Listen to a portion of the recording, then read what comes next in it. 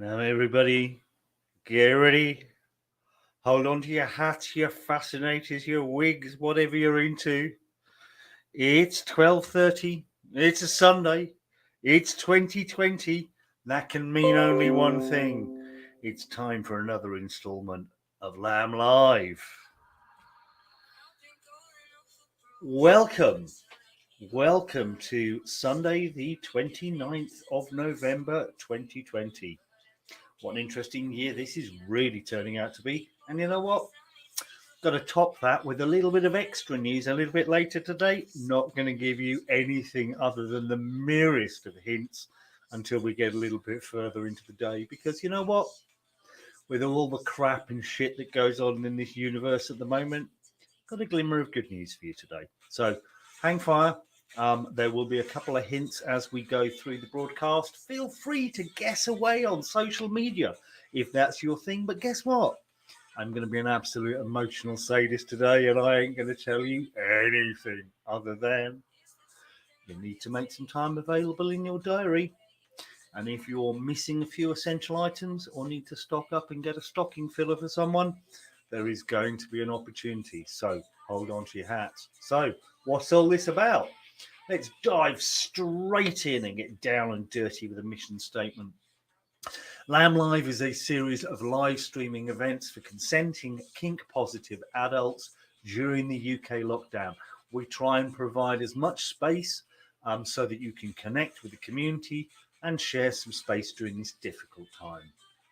We try and stream as much content as we can, but unfortunately, you know what? It's 2020. We're occasionally subject to the odd bit of disruptive takedown. You know what? Nothing can really be done with it without other than lean into it, move on, dress as the Power Ranger. You know, put yourself out there. At the end of the day, unless they're turning up at your door with a search warrant, and even then they do occasionally get it wrong. I speak from experience. They're not going to actually kill you. So at the end of the day, it may be their every intention, but it's only if you let them get away with it will that happen. So what's going on today? Well, we have at 1 o'clock a newbie introduction. At 2 o'clock, we're going across to healthy mental practices with a kink shrink, which will be a drop-in conversation on anything connected with mental health, kink, being an adult, you know, the kind of shit we have to deal with in the everyday world. So come and join us for a bit of a chat on that one. At 4 o'clock, we've got a book reading with Zach of Dirty Sexy Words. This week, eroticon anthologies, no less. At 3:30, we're dropping in to be members of the audience for a bit of comedy with a kinky life coach, John, and we'll mix that in with some adverts. And at 4 o'clock, it's time for our annual memorial to remember those that have sadly left our company and to spend a few minutes just contemplating that. Then we'll be kicking off with some updates, and that's when the news that I have for you is really going to break, or some of the details are going to break. A couple of people may already know a little bit, because you know what? I said it'd be nice. I'd let some of you know in advance. If you haven't worked out who those ones in advance are, I'll let you know shortly. So, far-flung clink. At the end of the day, we realise that about 48% of our readers, viewers, participants, whatever you want to call yourselves, it's totally cool with us, are actually not UK based. We've been providing educational resources for kink people for quite a few years now. We've been running the event since 2006. Got a bit of a cult following. So, by way of a big shout out to all of our international readers, listeners, whatever you classify yourselves as, we now do a Far Flung Kink Award. So each month, all you have to do is shop with one of the stall holders. They'll pick up the fact that it's an international order, enter you into a draw, and whoever gets the item that's shipped the furthest is gonna win a prize. Not going to tell you what the prize is, but trust me, those that have won it have been very, very grateful. Because at the end of the day, this is all about promoting the lamb traders and the stall holders, and that way you know you're getting quality kink gear as opposed to, you know, a little bit of wooden dowel with a tad of leather wrapped around it, stapled in place or glued. It's never going to be the right balance for you. If you're going to be professional with your kink, you need the right type of toys. Toys that are designed and built for purpose, that are weighted correctly. I don't want all of you dominants out there getting an RSI from badly weighted floggers. Couldn't have that. So our solution is make sure you know who the quality people are. As I said, it's going to be a little bit of a hint as to what's going on. Tune in and make sure you're listening sometime after 4 o'clock, probably around 4:15, and there's going to be some news announced. Okay, definitely something to look forward to, and there's your big hint on the screen. Throughout LAM Live, there are going to be a series of adverts and interludes that crop in. They're helping to promote the stall holders. Please, if you can, if you need something, remember, they're awesome people. Like everyone, they're having a hard time. If you can shop with them, it helps just that little bit. And at the end of the day, one of the awesome people who's been an absolute asset during lockdown and incredibly talented on so many different levels is Daisy from Daisy's Floggers. So without further ado, I'm going to hand the screen across to a little bit of a musical interlude.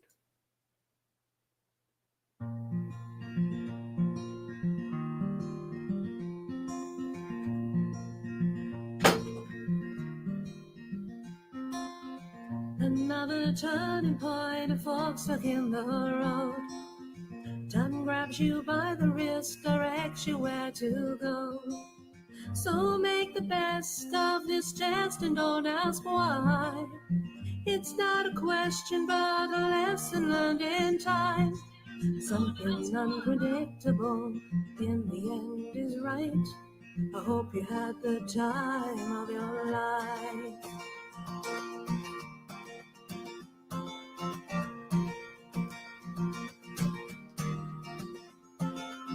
So take the photographs and still frames in your mind. Hang it on a shelf in good health and good time.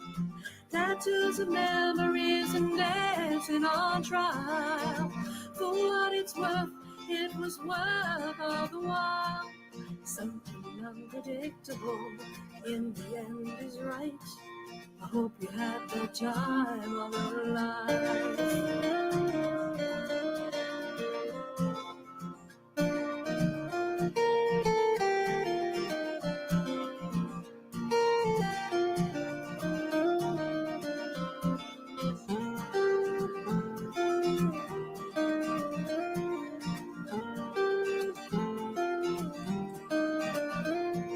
Something unpredictable in the end is right. I hope you had the time of your life.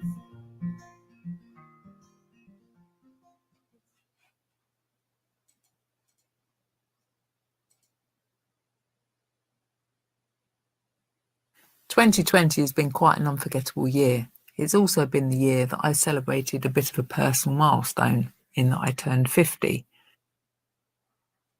So in order to share this 50 with everyone, I've decided to give 50% off all in-stock items on the Jed Phoenix style Etsy shop. I've created listings for each of the 29 types of item that I've got. And if you choose the item that you want, have a look, see if it's in your size. And if it is in your size and you like it, snap it up quick, because there's not many of these in-stock items, and they're already selling quite fast.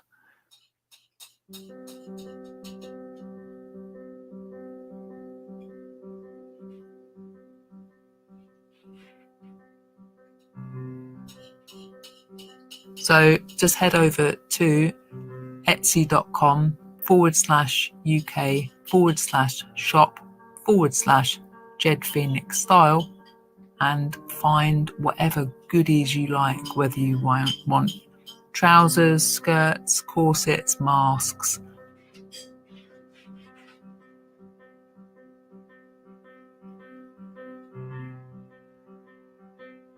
It's a whole bunch of awesome stuff that's 50% off its normal retail price.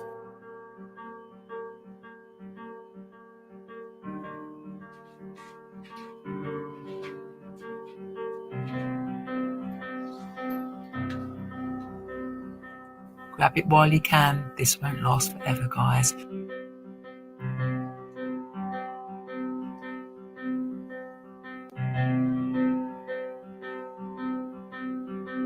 It's going to run until the end of 2020, so it is a couple of months' time until this sale is over.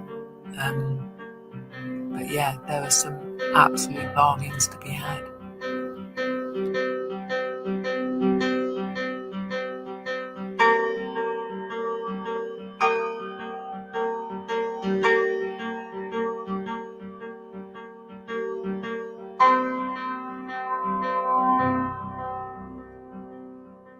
So just head over to etsy.com/UK/shop/Jed Phoenix Style. It's a whole bunch of awesome stuff that's 50% off its normal retail price.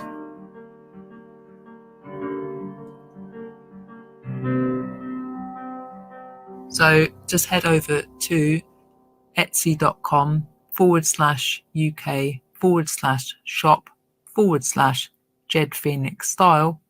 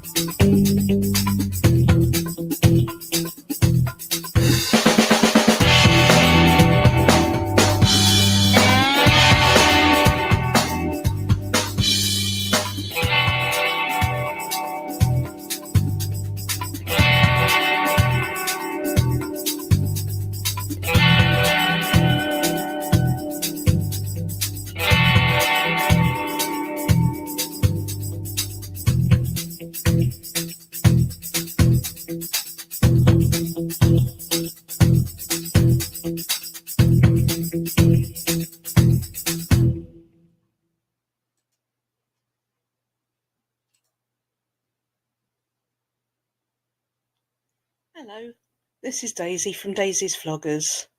I've been trading for around 6 years now.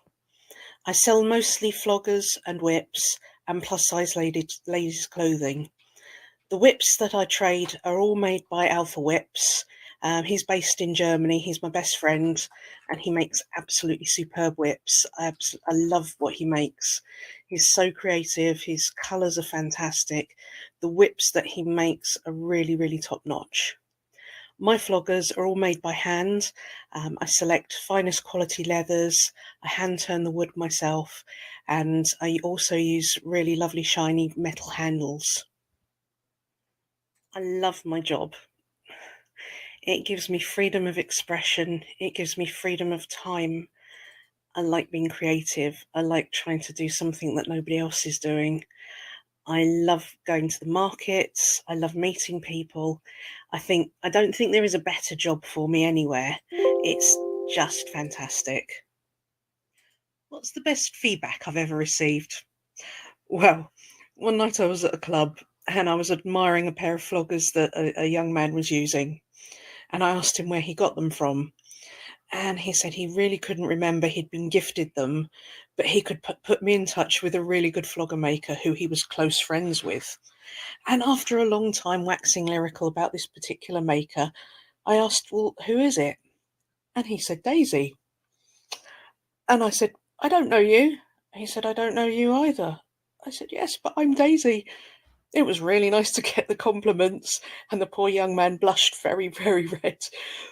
But yes, I can make floggers. And if you have something in mind that you'd like me to make, I will make you something. It will be my pleasure. You can contact me outside of LAM either by my website, which is daisiesfloggers.com. I'm on Facebook as Daisy's Floggers. I'm on Twitter as Daisy's Floggers. I'm on Instagram as Daisy's Floggers, and I'm on FetLife as Daisy's Floggers. So you can always get hold of me one way or the other. I am around. It's just me in the business, but I do pick up the mails pretty quickly. Hopefully the website's up and running now. It's a brand new one. Had a few teething problems, but hopefully everything's working now. Otherwise, go through LAM and one of the LAM crew will get in touch with me and I can get back in touch with you. Thank you very much for your interest.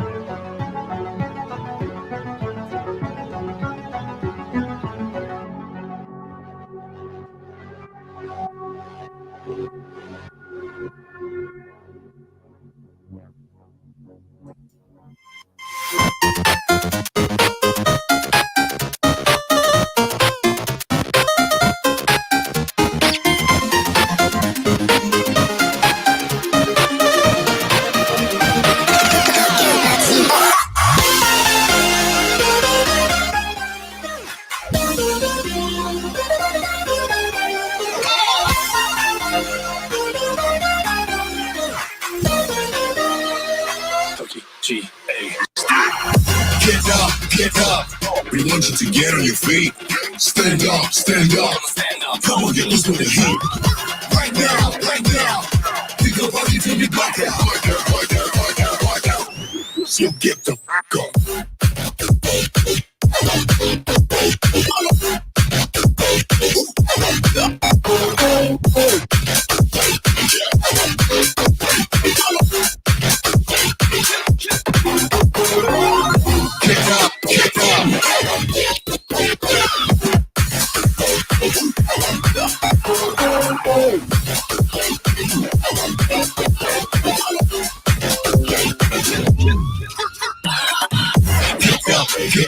Get up, cause we gon' light up this place. We got the business for days. Tokyo GA from the outer space. So Carl and Doc, you're out of luck. We don't give up. Yeah, we're going up. Next floor is us. You're riding with us.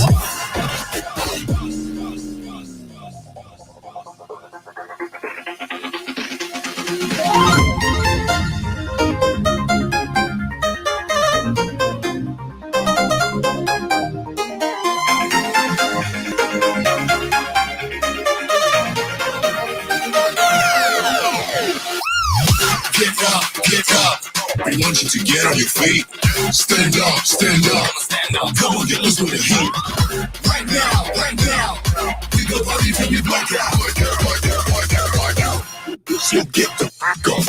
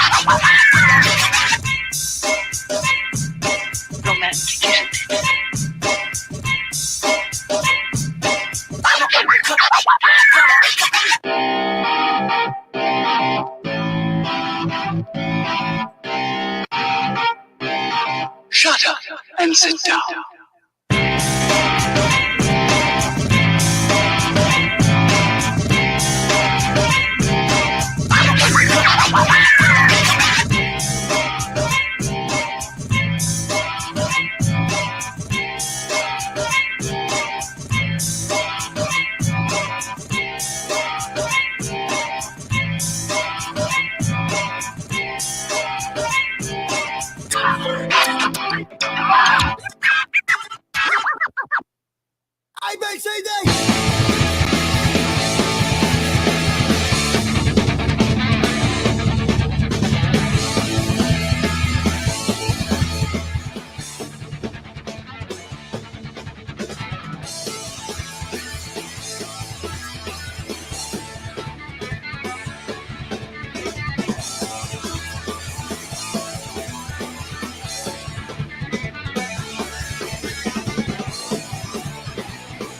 What's on the night?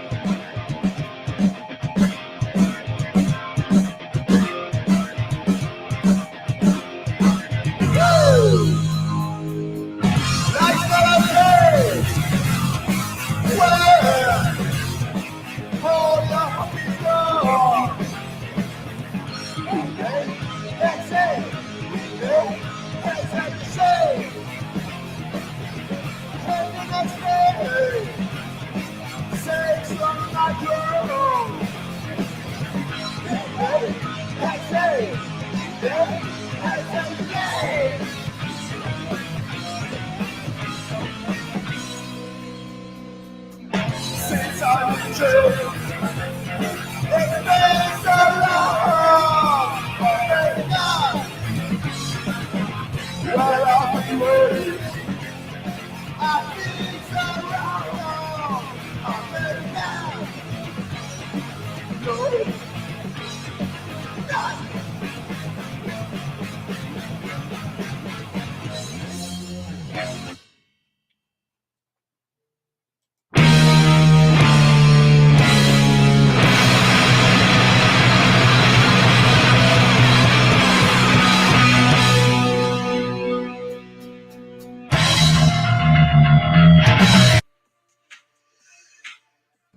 And as we come round to 1 o'clock, it's time to move the schedule on and we get ready for the newbie session. Let me just turn this down a touch. It's all a little bit funky in here today, but there we go.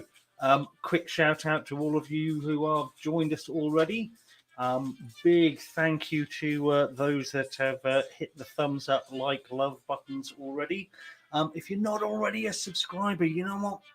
At the moment, the first way that you're going to hear about what's going on is by being a subscriber, because this is where we're communicating the main body of information. So if you want to hear what's going on, what our plans are for the rest of this year and into next, make sure you've kind of saddled up, you know, cheeky yawn, stretch out, hit that subscribe button, you know you want to. And equally, you know what, if you're enjoying the content, please consider sharing it, because that way the word gets out to other people. People get to pick up on the information, and you've done your bit to educate the world for the day. So, what's going on with the agenda today? There's always an agenda, they say. Quick introduction to Kink Positive, couple of messages from me, then the recorded workshop from Phil for newbies. Then we're going to play Consent is Like a Cup of Tea, and then some messages from the store and crews as we go forward from there. So what on earth is Kink Positive? You know what? It sums up who we are and what our events are all about, because at the end of the day, we do not care what your age is, what your gender is, what your sexuality is. As long as you can accept kink as a positive influence in our lives, then frankly, we don't care what you have between your legs, who you want between your legs, if you want to change what's between your legs, if you don't consider you've got anything between your legs. We are going to be open and welcoming to all individuals. Okay? It's not an ultimate cotton wool padded environment. It's a place where adults can come together, have civil discourse, to chat, to learn from each other, and basically do the awesome things that we do as a species. There is no dress code. Streetwear is entirely and perfectly acceptable, although fetish and kink is always encouraged. And you know what? If you get your fetish finest on today, take a picture, you could be entered into a draw to win a prize mug. So you know what? You haven't dressed up in a while. You know you want to. Get that latex out. Slide into a little bit of it and shine yourselves up. Speaking of awesome latex gorgeousness, I'm going to have to hand the mic over to these guys for a minute.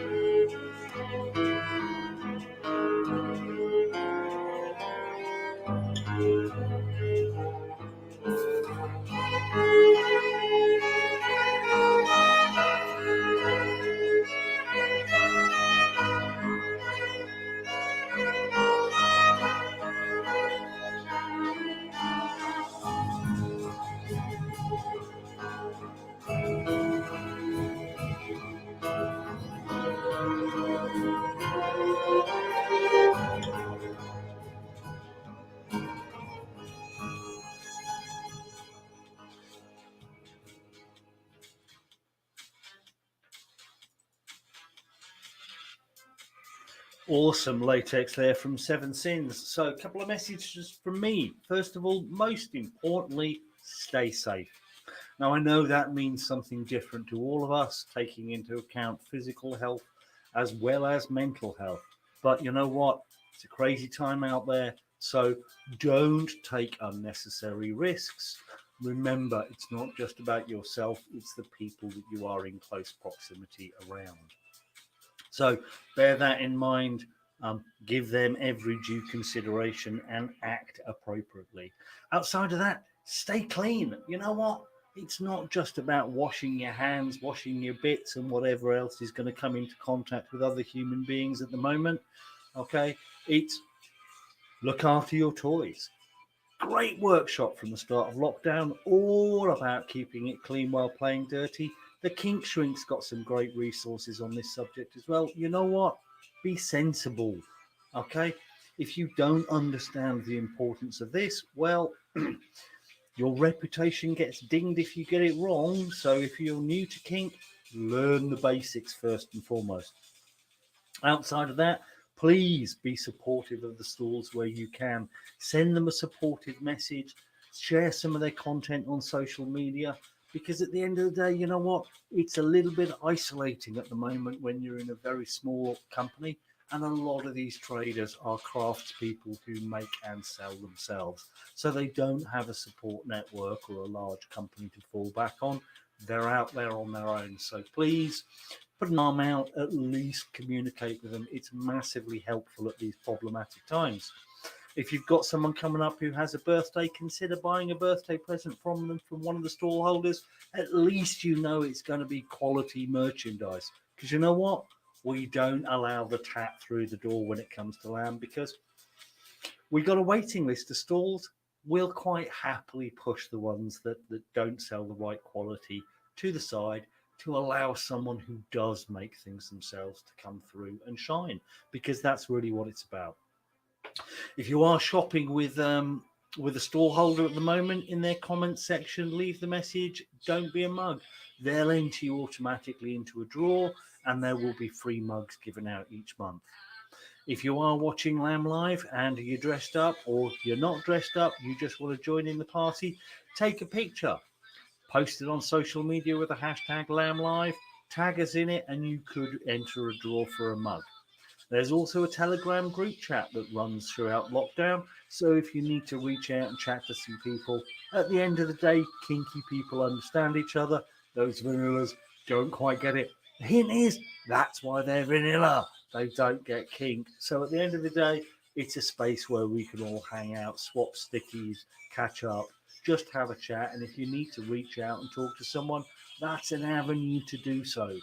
At the end of the day, I wouldn't necessarily want anyone frightening the bejeebers out of one of the usual religiously orientated lines if it was a small matter that we could help internally with. And at the end of the day, if you are in your fetish finest today and you take a picture and post it online, you could get entered into an additional draw for the best dressed. Okay, there we go. There's the details. Another quick hint, and I've been asked to point this one out as a subtle. Something's going on. It's going to be announced after 4 o'clock, probably around 4:15. It's going to be in central London. Okay, it's not out in the sticks this time. Central London, indoor location. We have what we've been looking for. Okay, but it is a modified event. I will talk more about that later. Someone I'm hoping is going to join us is Ironic Crafts. Absolutely awesome impact play material, recycled from whiskey barrels. And at the end of the day, nice bunch of people, quality gear, and what could be better than actually upcycling something? There we go. Awesome people, and check out their Etsy store. Another thing to look forward to at the moment, next significant event that we're going ahead with, 19th to the 22nd of March 2021. We're taking over a hotel again. Yep, that's it. It is going to be the Hotel de la Perve for the weekend. Paper out the windows. Within the prevailing restrictions, we will put on a schedule of workshops. Don't worry, if you can't be in the workshop room, then what we're going to do is stream them to the local network so you can still get your fix of kink education. If we can, if we're allowed to do so, there will be some play space. If we can't have play space, don't worry. The furniture is going to be down there. All you need to do is let us know what kit you want in your room. It will be sterilized, it will be delivered, and there you go. Enjoy. That way you get to have an awesome weekend away, maintained within your social bubble. And at the end of the day, there's a reason why hotels are still open, because if you manage it properly, it can be done. A couple more details coming up on the next slide. First of all, 60% sold out already. We've got confirmed workshops on medical play, whips, floggers, electrics, from some of the top people doing this stuff. And that's going to be the kind of content that we can't cover on our normal locations, because at the end of the day, we're restricted by both time and by content that we can provide. The hotel, awesome little boutique location. This really hospitable, lovely decor, really nice atmosphere. Looking forward to going there. But it's also, we are the first guests of 2021. So you don't have to worry about who was in the hotel the week before us, because it was no one. The season isn't open. We're getting them to open a week early so that they can have a nice little weekend, sort all of this out for us, and get the hotel ready for opening of the season. So we're really looking forward to that. They're a great team down there. We've been in contact, and all you need to do, get yourself one of the tickets listed on the screen. That reserves your hotel room. Then once we know how many people are in your group, in your bubble, you get additional tickets to cover them, and the weekend goes ahead. It's as simple as that. But we are limited by the number of hotel rooms. So there's about little over 10 left. So if you're interested, get a ticket soon, because once they're gone, they're gone. We're hoping to possibly have a couple of stalls down there and a little bit of an outdoor market, depending on the weather at that time of the year. But at the end of the day, those guests will be outdoor guests only. We will not be allowed to have them interact with the guests in the hotel, because we're setting up that bubble for everyone's protection, and that's the way it's going to have to be. So if you want to be part of the weekend, you've got to get yourself one of the tickets to stay on site. It's the only way we can guarantee it. You know what? If it changes closer to the time, we'll open it up. But I don't think that's going to happen based on the data we've seen, and the fact that rolling out the programs for next year is going to be incredibly complex. So we're going to keep this one small, put it out as an opportunity for those that really want to engage and learn, and let's make the most of that time.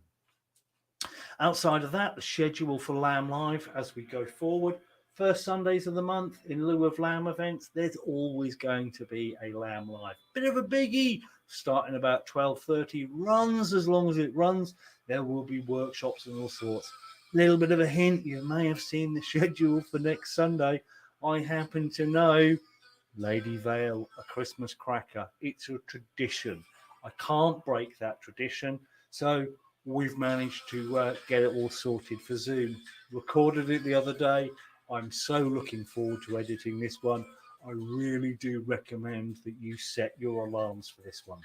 On the second Sundays of the month, I know we're not usually on, but you know what?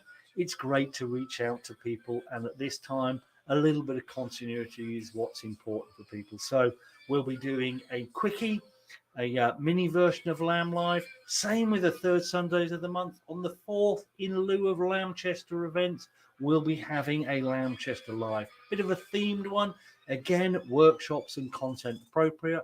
And when a 5th Sunday of the month does occur, we're going to put a quickie out on that one as well. So every Sunday from here until things turn back to a little bit more normal, we're going to be producing events to give you a little bit of continuity. Simple as that. There is a date amongst there as well where we're going to be doing another one. So you know what? We're going to have a busy month for December. That's all I'm going to be able to say at this stage. Unless, of course, you're a bond holder. And in which case, you got a heads up about this early. Because you know what? Those of you who've been supportive of us and got a bond to get you a reduced price ticket to a future event, thank you. You've been awesome in doing so. And one of the rewards, I know they're only small, is that you know the date of what's going on and the approximate location.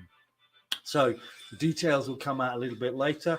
And bondholders, you're going to be the first to get an opportunity to buy tickets for this. So at the end of the day, what a great opportunity. You can pick the time slot that suits you. Simple as that.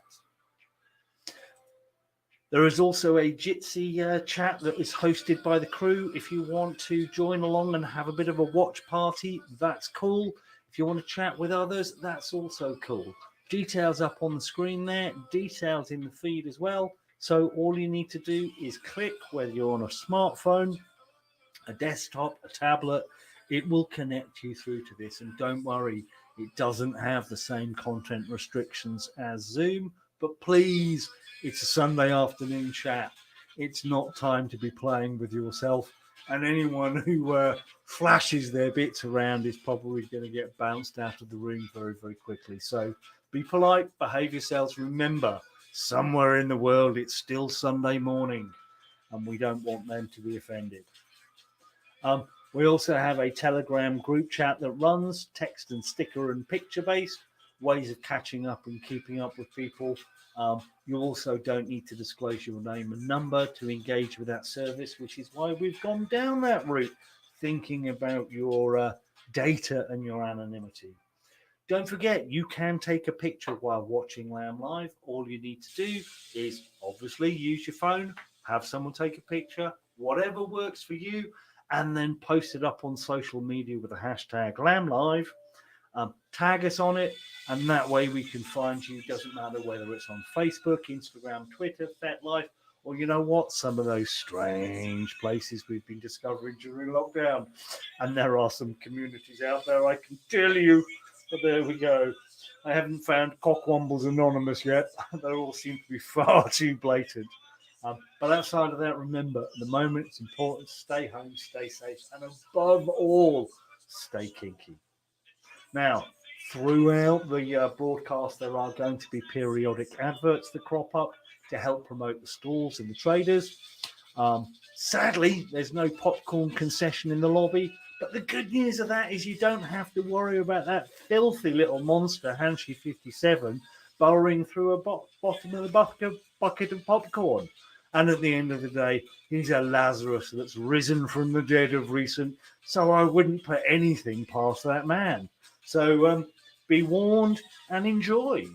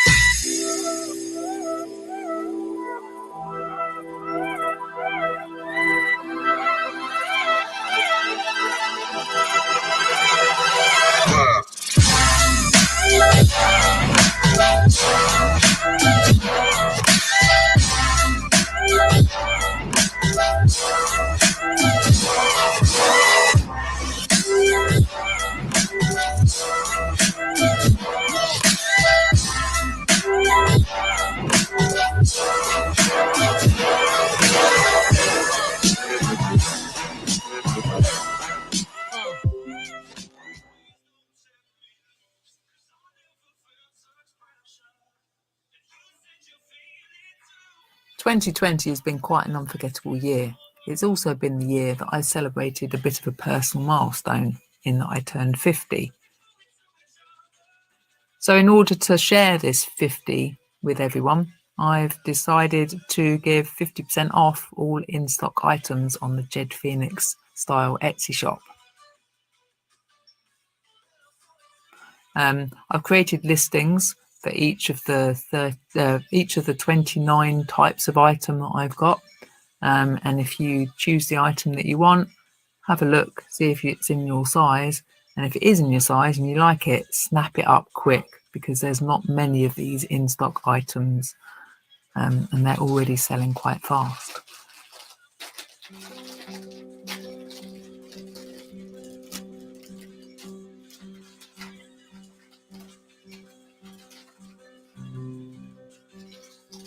So just head over to etsy.com/UK/shop/Jed Phoenix style and find whatever goodies you like, whether you want trousers, skirts, corsets, masks.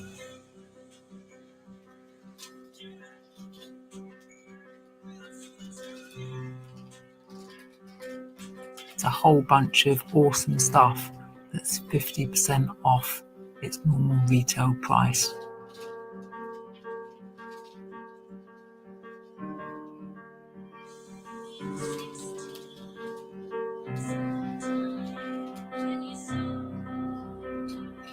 Grab it while you can. This won't last forever, guys.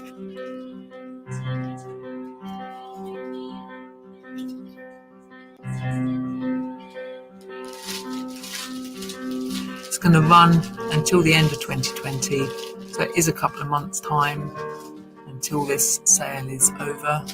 But yeah, there are some absolute bargains to be had.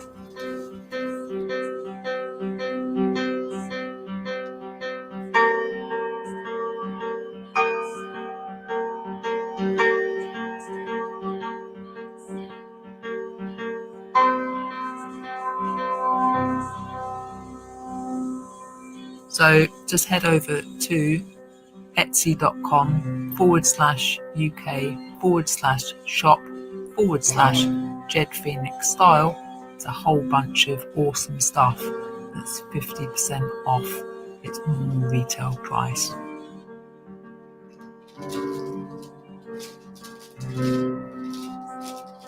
So just head over to etsy.com/UK/shop/Jed Phoenix style.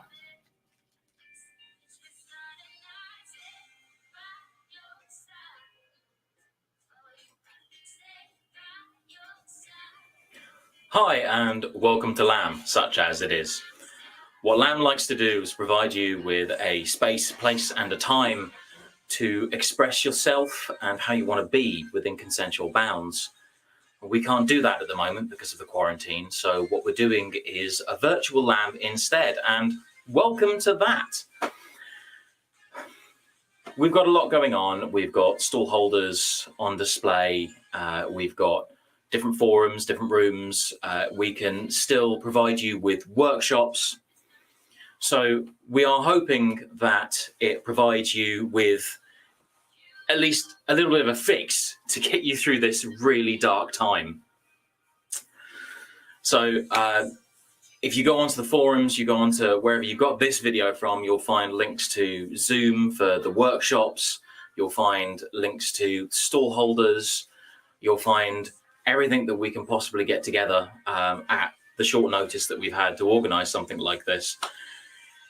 If you have any suggestions, if you have any comments to make on the format that might improve it, then yeah, please do let us know. LAM is very heavy on consent. We like to make sure that everyone feels like they are comfortable and like they're not going to be pressured by someone. Consent is like a cup of tea. You can offer someone a cup of tea, but they're not obliged to say yes. They can say, you know what, I don't like tea. tea's rubbish, I want coffee. And that's fine. That's their decision. You know, they're not under any kind of social obligation to accept your tea. In the same way, you know, if someone says, oh yeah, I do want a cup of tea, there's no reason for you to say, well, you must finish that cup of tea. They're allowed to say, actually, I'm halfway through and, oh, I don't know, it's not agreeing with me, it's not sitting with me, I didn't want it as much as I did originally. And that's fine for them too. That's totally acceptable. You can't accept a cup of tea if you're unconscious. And as one of my crewmates would rightly point out at this point, please don't be unconscious at one of our events. That's not okay.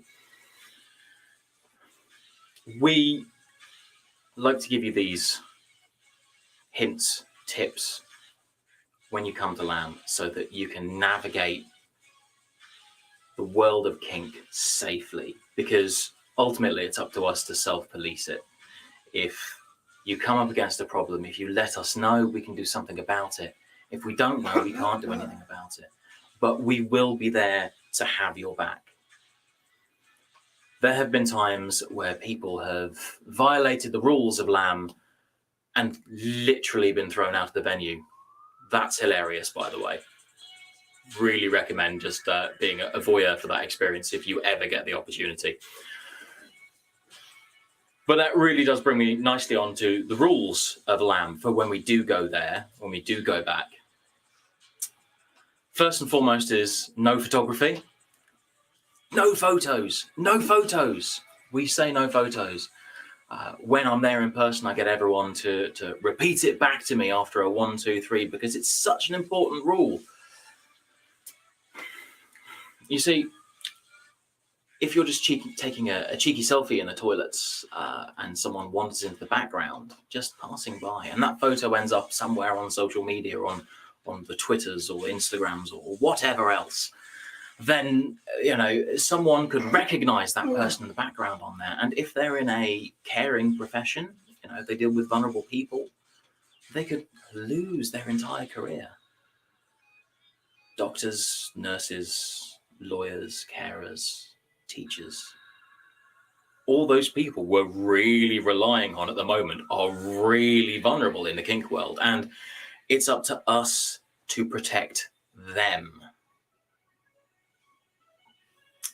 There are some exceptions to the photography rule. We do have crew photographers on standby. We have crew who can help you take photos if the you know, on your phone, if you want to take a photo of something, or, you know, you're looking at a stall and think, I don't know if my friend wants to put this up their butt in green or in purple. We can help that. Okay, we can give you that assistance. The crew works really, really hard to get you through the day like that. We put in a lot of effort just because we want you to have the best day possible. This is new to us, so be patient, this virtual event. We hope you enjoy it. Thank you very much.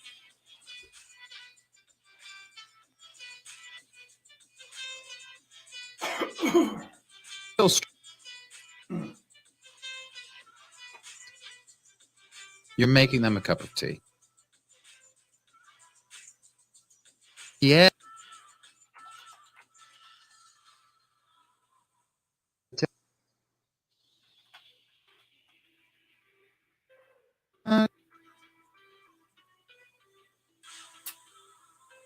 But this is doesn't mean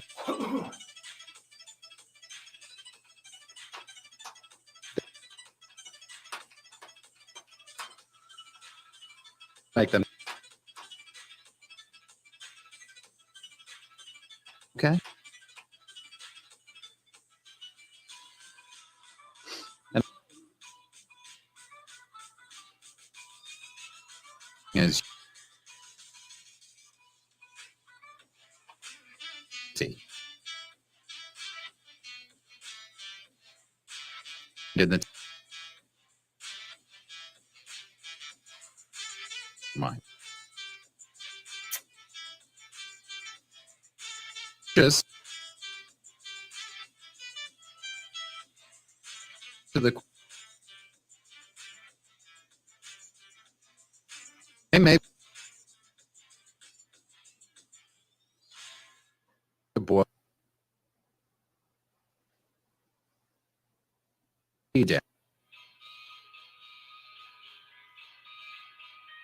down. But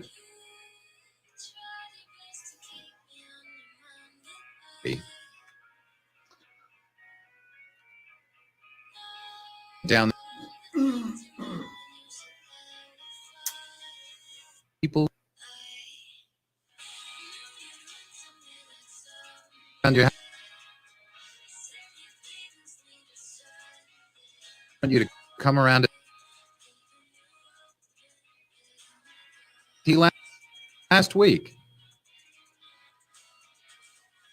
Last night. They don't under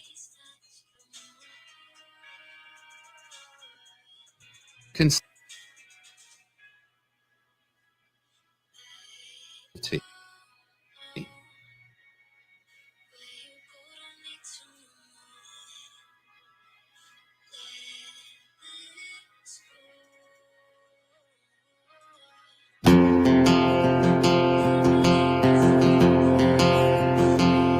Lay where you're laying, don't make a sound. I know they're watching all the commotion. The kid I play has people talking.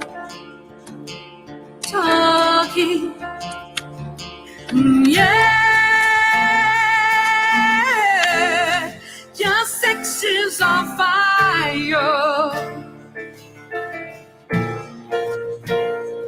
Knock on the alley, breaking the day. Ahead while I'm driving. Soft lips are open, knuckles are pale. Feels like you're dying. Yeah,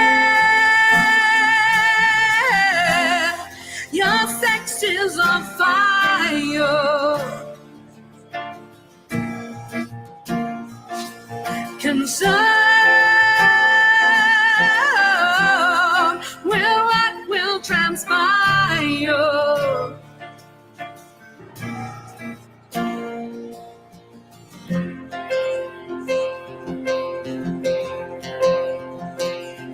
Hot as a fever, rattling bones. I could just taste it. If it's not forever, if it's just tonight, oh, it's still the greatest. Yeah, your sex is on fire.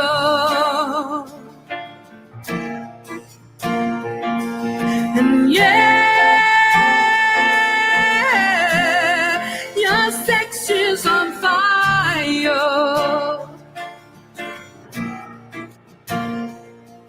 Concerned with what will transpire.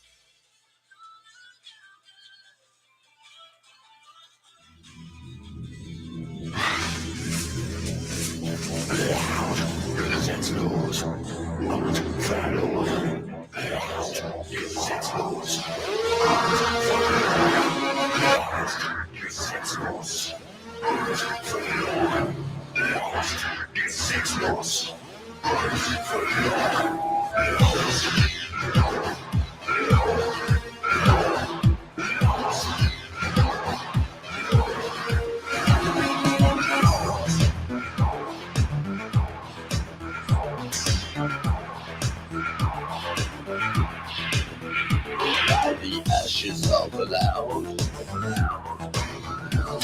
but all is never lost. Cheap plastic protein thrills, I never count the cost. Each your words and incantations, spoken lacerations. I repeat and I repent of leisure.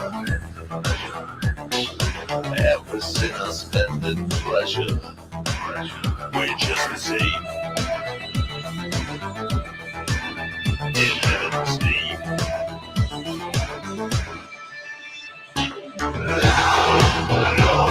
We are lost.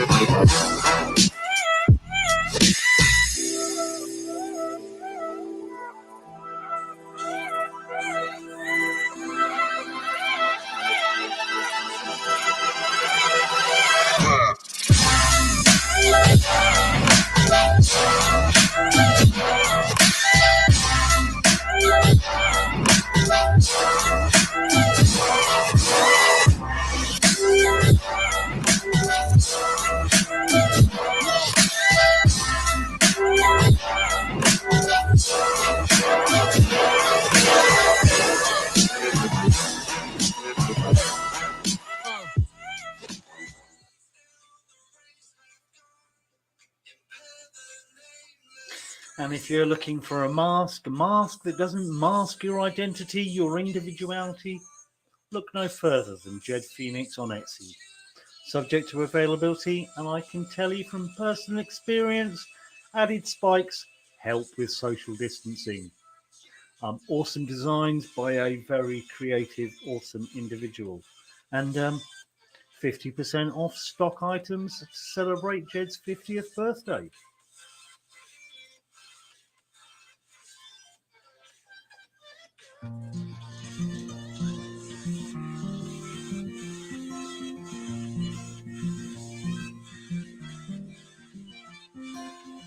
Another turning point, a fork stuck in the road. Turn grabs you by the wrist, directs you where to go. So make the best of this test and don't ask why. It's not a question but a lesson learned in time.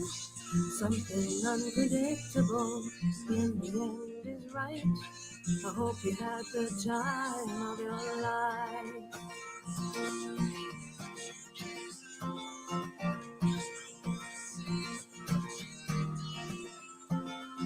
So take the photographs and still frames in your mind. Hang it on a shelf in good health and good time. Tattoos of memories and dancing on trial. For what it's worth, it was worth all the while. Something unpredictable in the end is right. I hope you had the time of your life.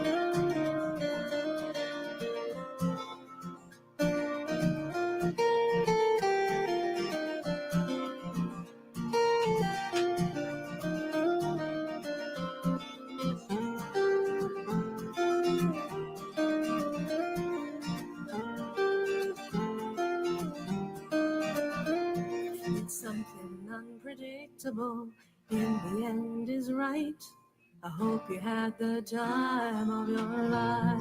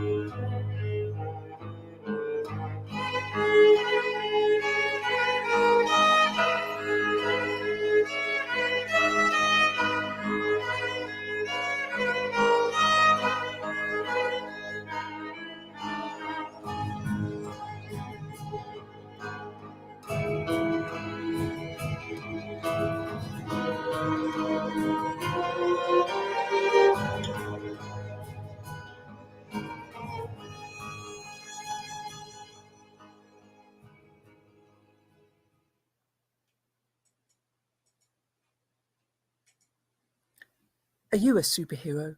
Are you fighting injustice in this world?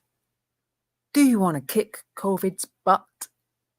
Then grab a mask to outlast this pandemic.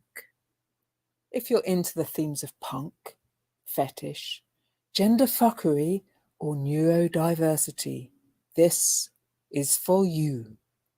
Come, join the other misfits, freaks, and weirdos, and celebrate your own unique expression!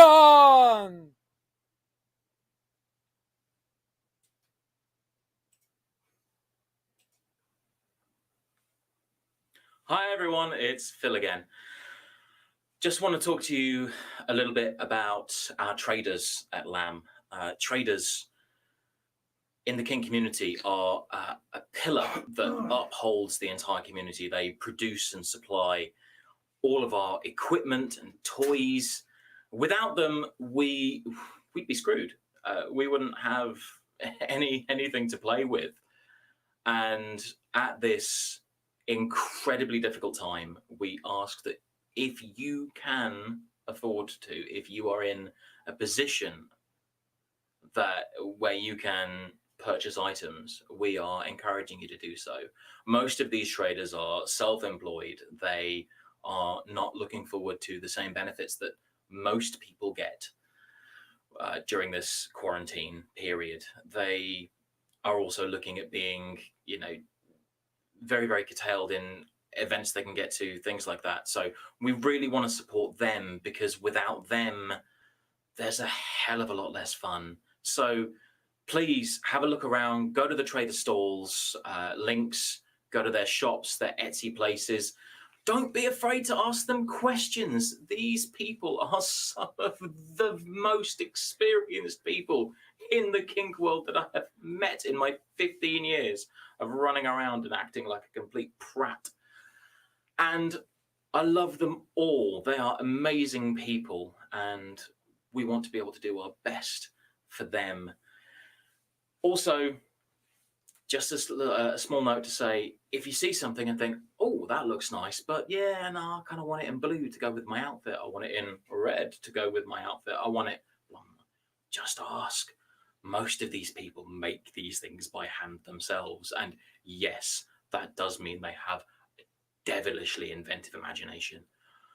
So yeah, go ahead, ask them, do your thing, let them do their thing, let us do our thing. Let's stick together through this crisis. Thanks very much.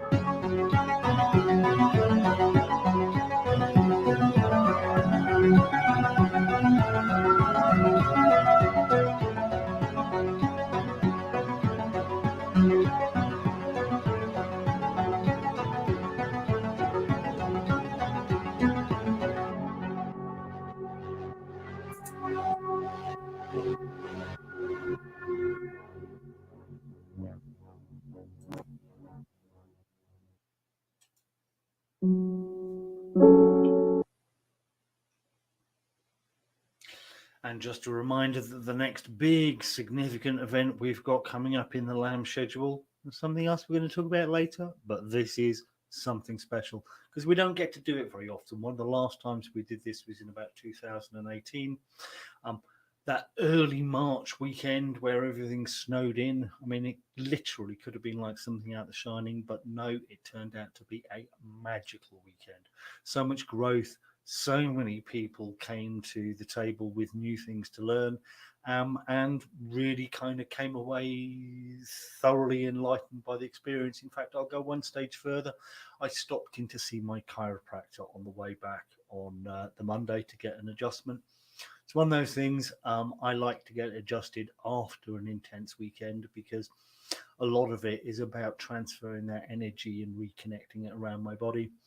He did a big, deep adjustment on my neck and stood there and went, "Whoa, I can feel that." And he literally described something that was like waves coming out of me that he could actually feel in the room, and then just self-declared, "I need to shut the fuck up now," which was great because I was just about to tell him to shut the fuck up. And anyway, we came back and reconnected and talked about this a couple of minutes later.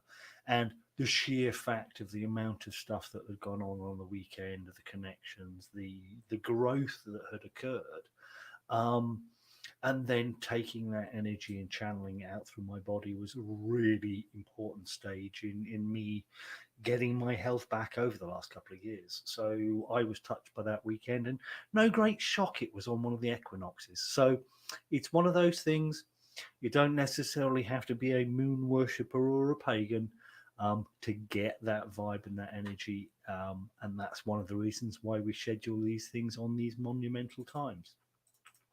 So a couple of the details of the other things that's going on that weekend. Well, first of all, get in fast. We're 60% sold out already. And that's because this year, the only way we can create a secure bubble is to say, if you're guests of the hotel, you'd be guests of the hotel under normal circumstances, and therefore it's perfectly acceptable. If we can't do the workshops in one room and have a significant number of people in the room, then what we'll do is provide those workshops streamed locally across our private internet connection in the hotel itself. So you know what? You can stay in your room and attend the workshop. If you want to brush up on medical play, what a great opportunity. You want to cover whips, floggers, electrics. They're all going to be the hot subjects that we cover, and to the kind of detail that we can't just dabble into at LAM. Because at the end of the day, we just don't have the time in the schedule to accommodate that. So, rare opportunity if you're interested in taking your beginner skills and taking them up a notch. This is the kind of weekend that you want to be attending. All you need to do is get yourself a stay on site ticket. The link is on the screen. It's also in the chat. And that gives you access to one of the rooms. Now, the rooms that you can book accommodate anywhere from 2 right the way up to family rooms for 6. And then you get additional tickets for the number of people who are staying in the room with you. If we can't provide you with a dungeon and a communal play space, then there will be an opportunity to order room service. Yeah, our room service menu is a little bit unusual. And yes, it's going to include, subject to availability, spanking benches and all of the things that you expect to be buried away in the back of my van. So it's going to be an unusual weekend at the best of times, and a great opportunity to let your hair down. Something to really look forward to, because I don't know if you're like me in this respect, don't necessarily enjoy that vanilla festive season thing that happens towards the end of this year. It's not quite my headspace, if that makes sense. I do it for the family, but at the end of the day, I also feel that I would rather do a kinky one. Now, I'm trying to organise to do an alternate kinky one every alternate year, but this year kind of got in the way of that one. But there we go. So what I'm going to do now is mix in some information from the stalls and play us through till 2 o'clock, when we'll be joining Healthy Mental Practices with a Kink Shrink. So without further ado, let me find the right slider to present to you, and off we go.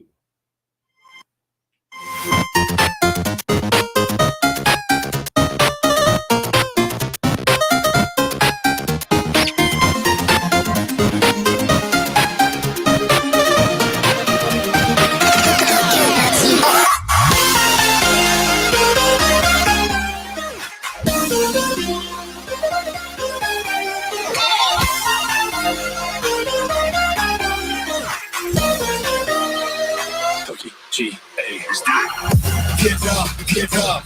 We want you to get on your feet. Stand up, stand up. Come on, get loose with the heat. Right now. Think your body till we black out. So get the fuck up.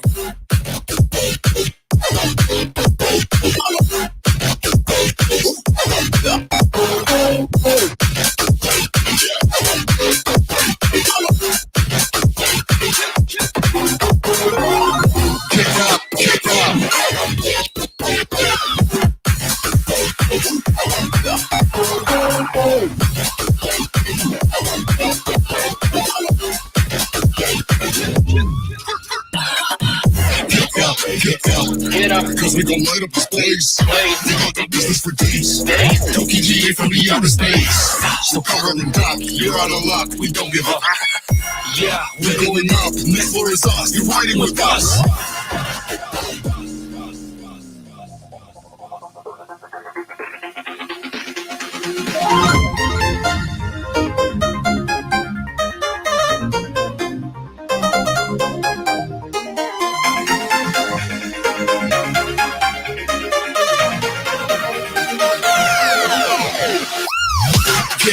Get up.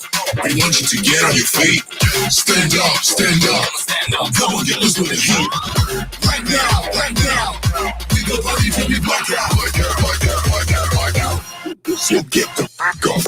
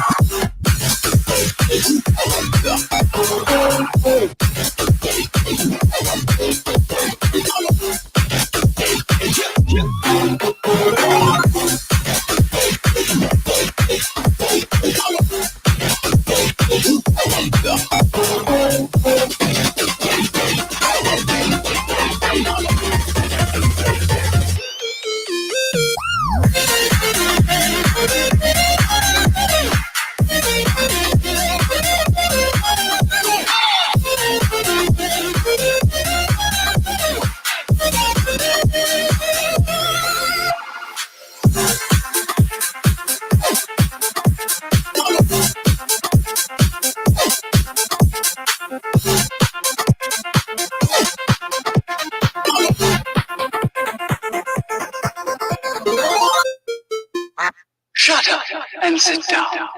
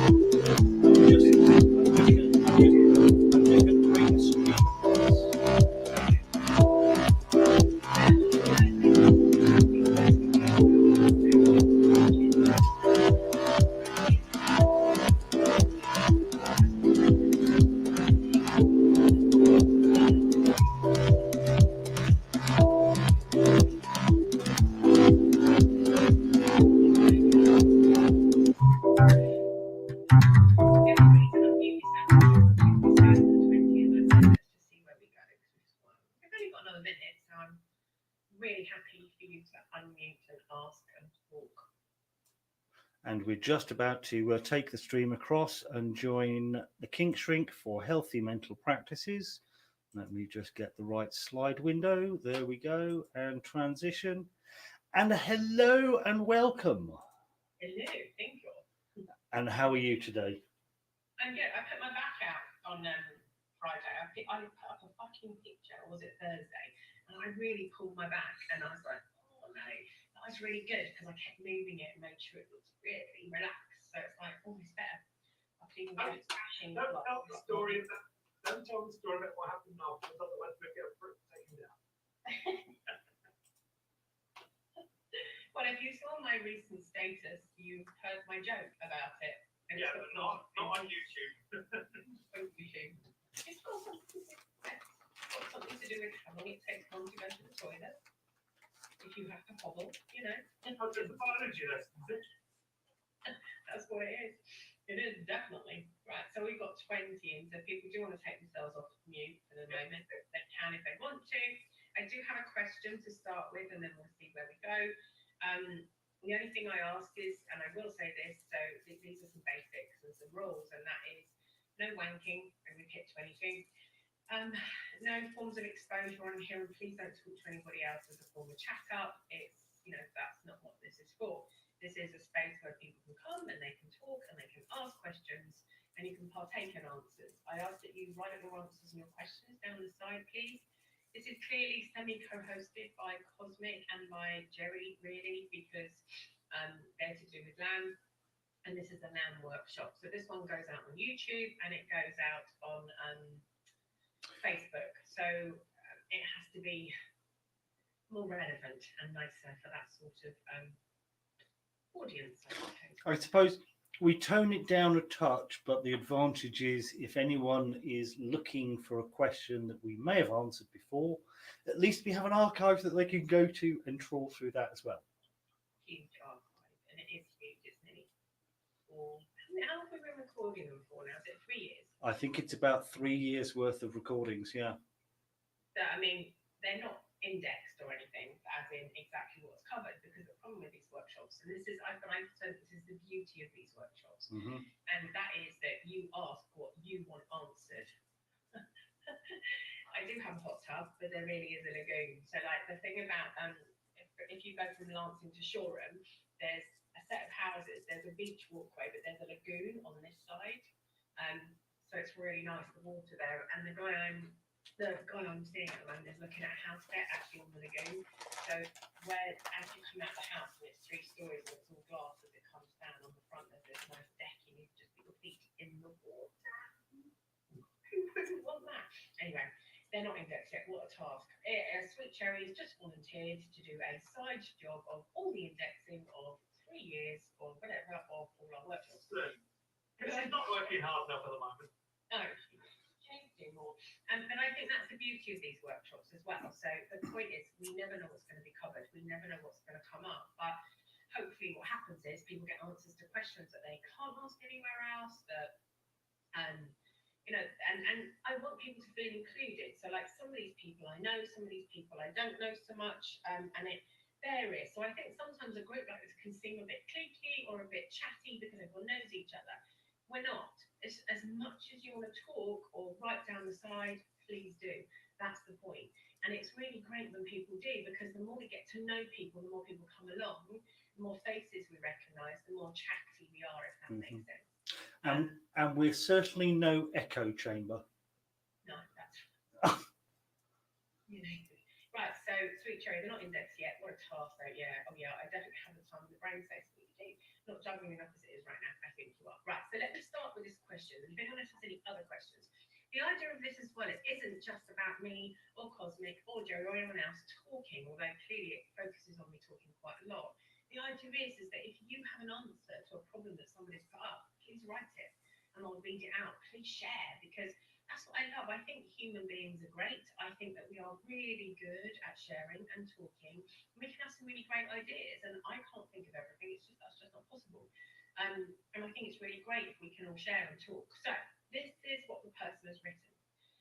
I have issues with trust in relationships. This is from someone in their 20s, and they're female and they're a Kingster. So, I have issues with trust in relationships. It's taken a few months, but I'm signed up with a therapist this month. Good. I was in a complicated relationship with someone and have recently decided to break up with them. I'm standing by my decision, but he has said on numerous occasions that this is the wrong decision. Don't just push your friends and family away, especially when you need them the most. My argument is that I used to get overwhelming anxiety the closer I got to someone. And after doing some self-work, admitted to myself I wanted to get more from a therapist as I wasn't able to do enough or get what I needed to do. And I'm still getting panic attacks and having extreme moods of recklessness that was a risk to myself and others. I wanted to feel better and learn how to handle triggers and trust before getting into a long-term relationship. I wanted to step back because I didn't want to do something stupid in one of my whirlwind panic moods. At first, we tried friends, but it proved stressful on both of us to continue a longing for wanting more, whilst at the same time knowing I'm not going to be able to handle it. It hurts to forcefully take yourself away from someone you care about, but I didn't feel like I had a choice unless I went away to learn some better coping mechanisms. So I suggested breaking up entirely. Inside, hoping that after some work I could at least be in his life, but at the same time preparing for the eventuality that this was never going to happen. He's not really seeing my side of things and thinks I'm giving up. I just feel like I'm doing this so I can put the necessary work into actually being able to be with someone. I considered therapy alongside a relationship, but I didn't feel like I had sufficient means of dealing with the anxiety. Plus, I can't be with people I don't trust, right? I guess I want to know your thoughts on it because it's really troubling me. Why can't he see my reasons for doing this after numerous explanations? I want him to know I love him and it's giving me something I want to fight for, and I want to go off and develop myself so that one day I can have that with someone. It seems to be hitting a brick wall when I express concerns over my safety around things at the moment. Am I really doing this wrong? And then they added further on that they've got a good network of friends, they've got loads of people. And they also said he really cares, he's usually logical, he's usually correct, he's usually wise. So this person is worried that they're wrong in this. So people are saying avoidant attachment style, yeah, possibly. She's being sensible, focusing on herself. He doesn't get to decide what's right or wrong for her. Sounds like an avoiding attachment, trying to work out. And now I have absolutely anything, not that I've absolutely anything to say, so that would help about it. He's hurting and lashing out. Hold Me Tight by Sue Johnson is a very good resource to understand this push and pull type of relationship. It is, it's a good book. Now, it's interesting, isn't it? Because push and pull relationships can be based on borderline personality disorder. I'm not saying this person has got this. And they can be based on avoidant or hesitant attachment patterns and styles. And they can also be based on somebody who's had some kind of anxiety, trust issues in the past. The problem is, I think, is that we're often told that we need to work on ourselves and disappear into ourselves when we're working on something like this. I don't know if that's always my style, and this is really personal.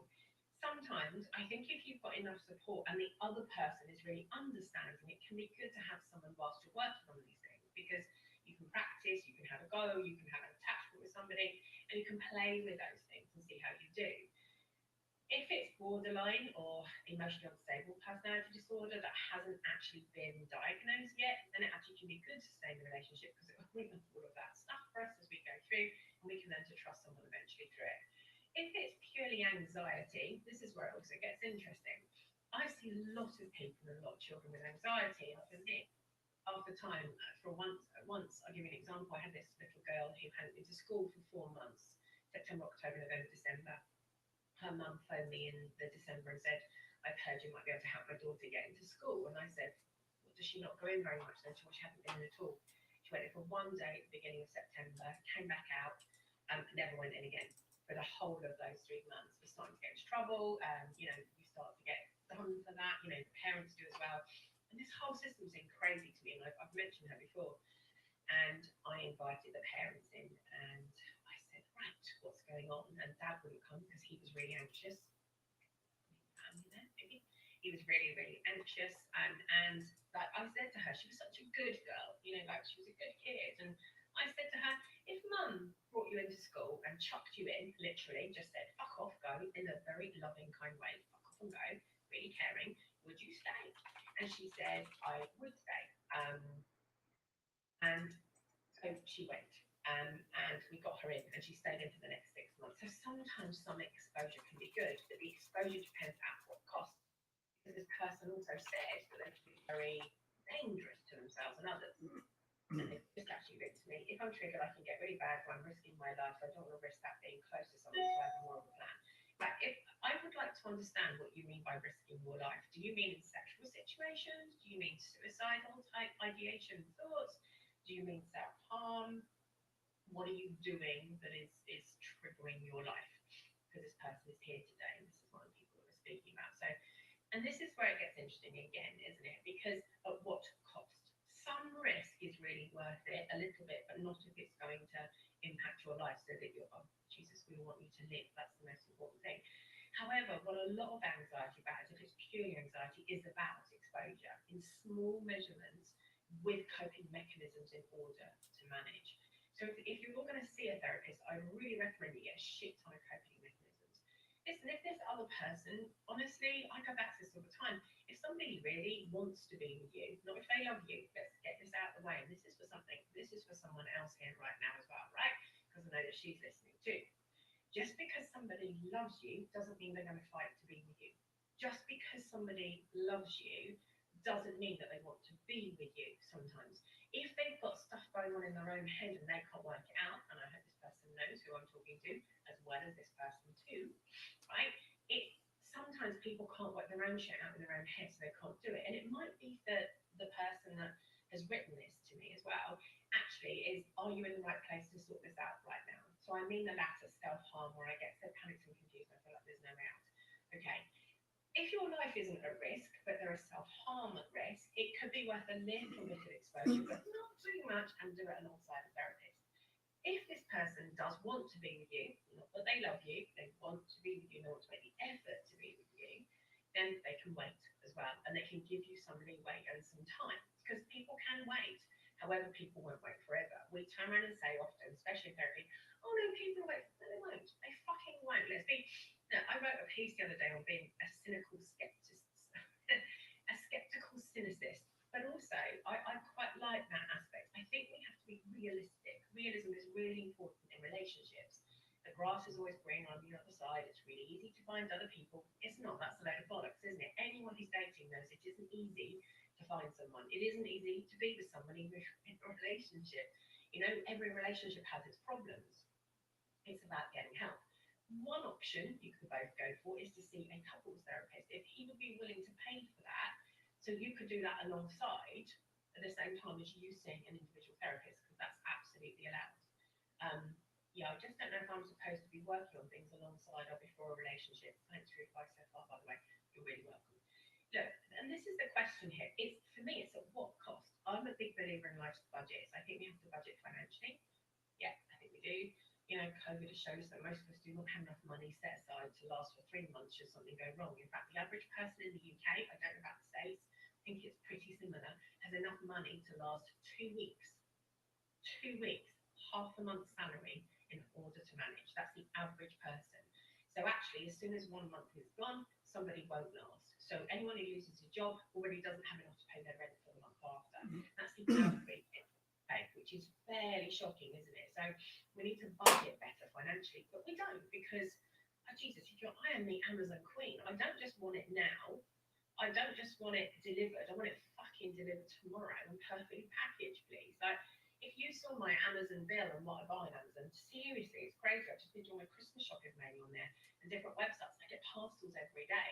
We overspend, for sure, and we buy nice things.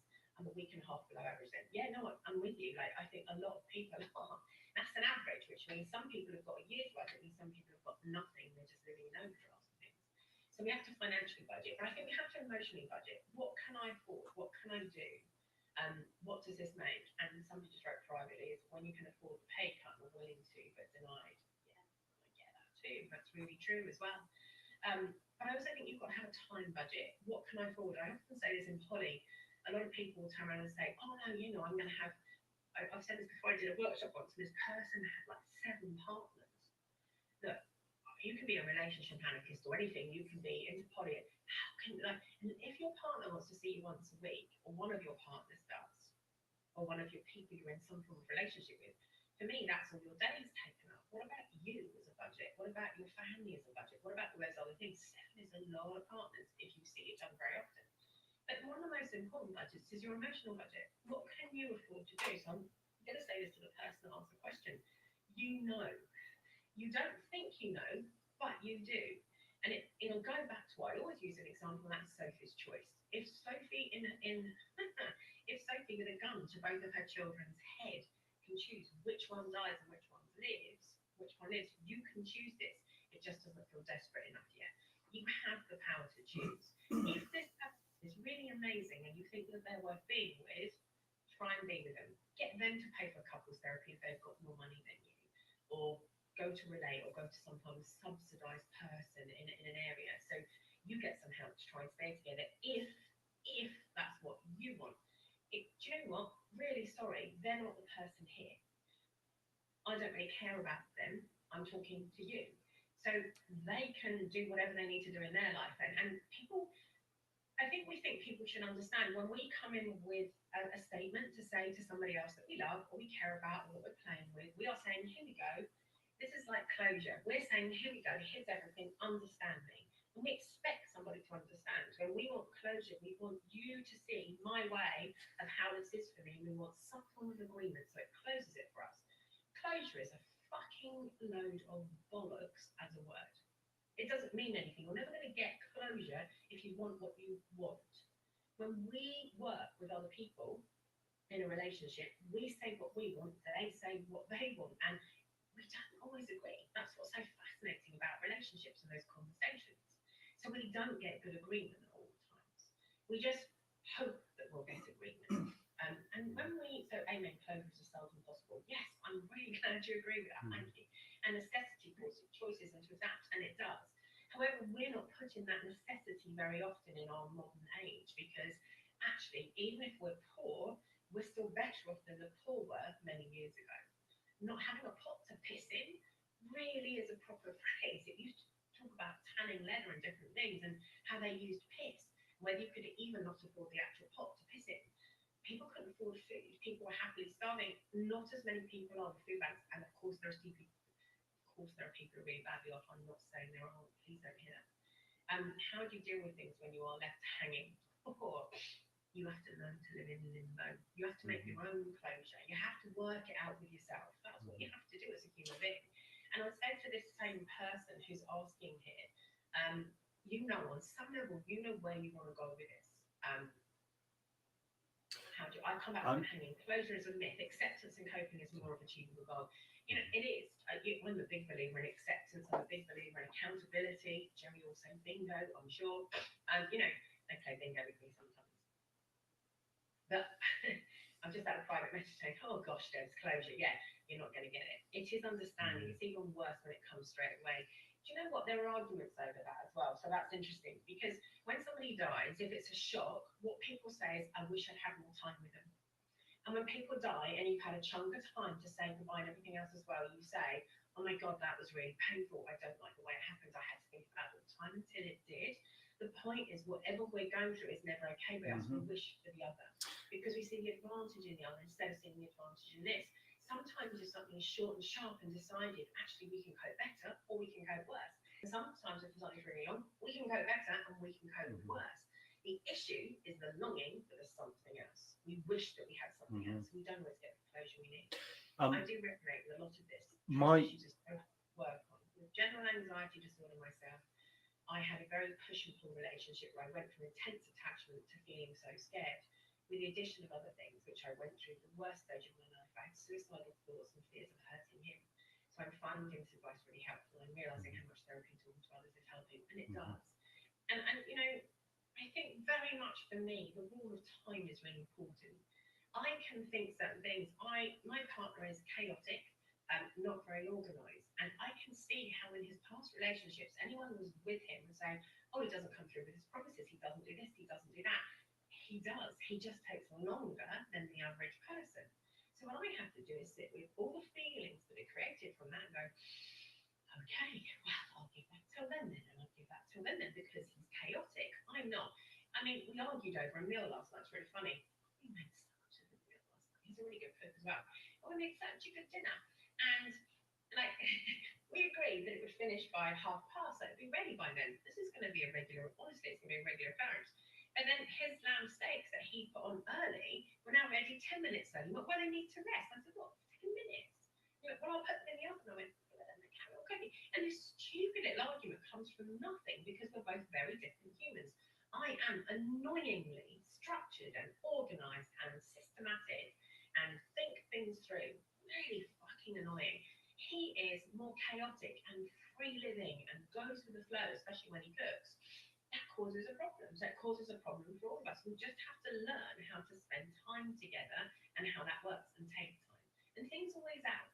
I think very much nowadays we don't give people a chance. We expect something by then, and again, like my Amazon shopping, it's got to be done now, it's got to be delivered, and it's got to be freshly wrapped, and it's bollocks. It doesn't have to be. Slow exposure might work, but it was stressful when we were not all in. He's not trusting me to stay around for obvious reasons, so he's taking a toll on things. It's taking a toll on things. I feel like I need to make a decision and stick to it. That I would agree with. We need to say, I'm either going to give you time or I'm not, and then give the person a set period of time. I'm going to go one really short one on that to give it part of a summary as well. There's a phrase from Bart Simpson: "You're damned if you do, and you're damned if you don't. Just don't damn yourself." And I think that when you're stuck in these difficult situations, that's the only healthy mindset to come at it with, because you have to put yourself in that driving position as the priority in it. So the person just wrote, I don't feel ready to be all in though, but I can see the benefit working on it alongside. Could you find a middle? Could you talk to him and say, I don't want an all-in relationship and I don't just want a friendship? Could we do friendship with benefits? Could we do something really slow and develop? Can we go back to dating? Can we do different things? There can be an answer in the middle with some exposure. But if he's not willing, then the answer is do it alone.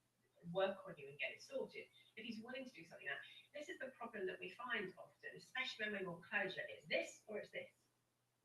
And what if it can't be? There is always a third possibility. And it takes me back to that time when I've explained this a lot sometimes. So I'm sorry if you're really bored by some of my examples, but they're the examples that I've got.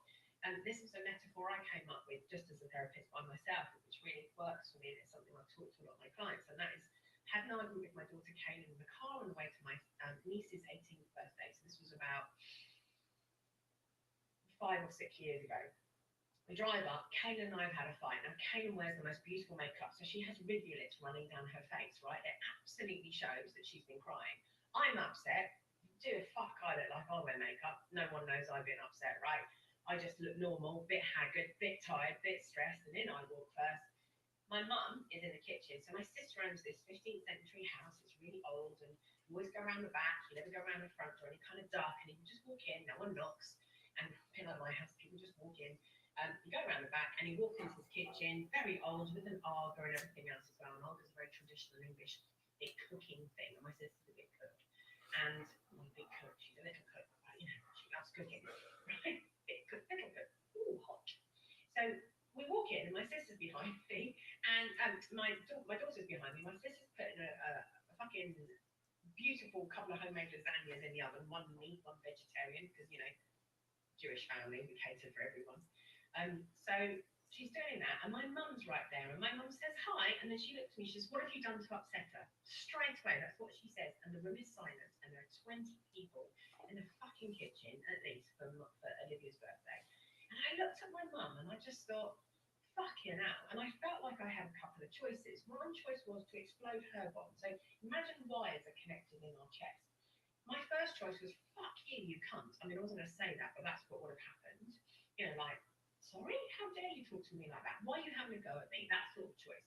So our first choice is to explode another person's bomb. The second choice, or it could be the first thing, is to implode your own. Fuck, she's just said that in front of everyone. I'm such a bad parent. I'm a bad human being. What do I do? And of course, another choice is to explode both. You feel like shit. They feel like shit. Everyone feels like shit, especially when we're anxious. Attack or defend. Attack or defend.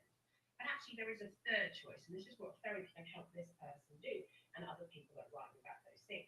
And it's interesting that the person says closure assumes emotional amnesia, because it does. It's a numbing, or we think it's some form of numbing, and it won't be. So the option is to look down and look at the wires that connect. And if you look down and you can see what the owl is, if you can see what hurt, in order for you to explode, implode, get anxious, react, or do both, if I can look down and say, for example, in that time, wow, my mum loves my kids more than she loves me. My mum hates the fact that I'm a single parent. My mum hates the fact that I'm divorced.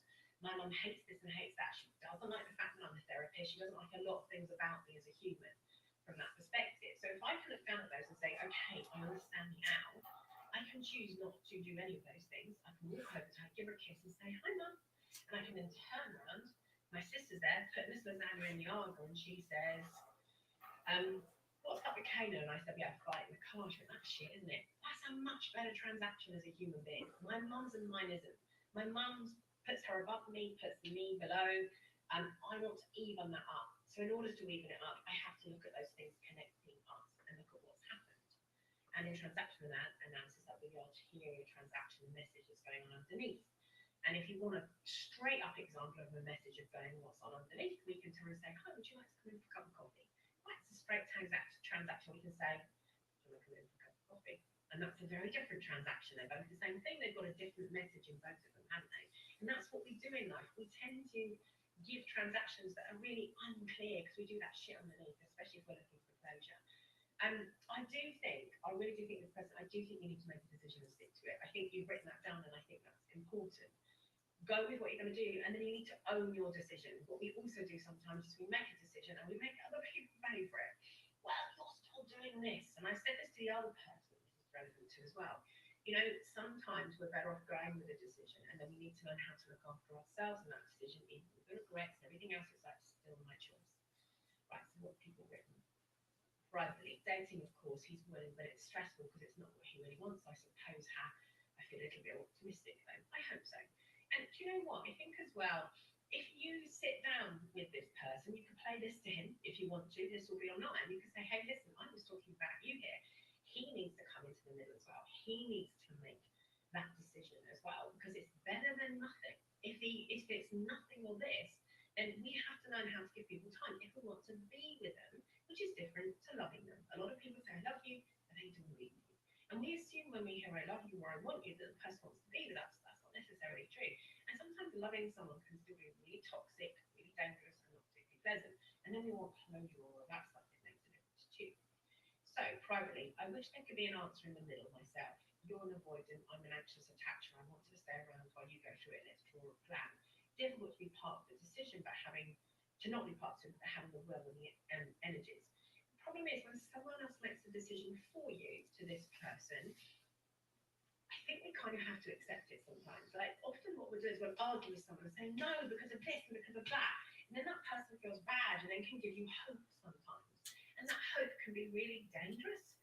I think if someone gives you a decision, I think what you can do is say to the person, that's not the decision I want. I still want to be with you. I would love for us to be okay. My door is open. I cannot guarantee for how long.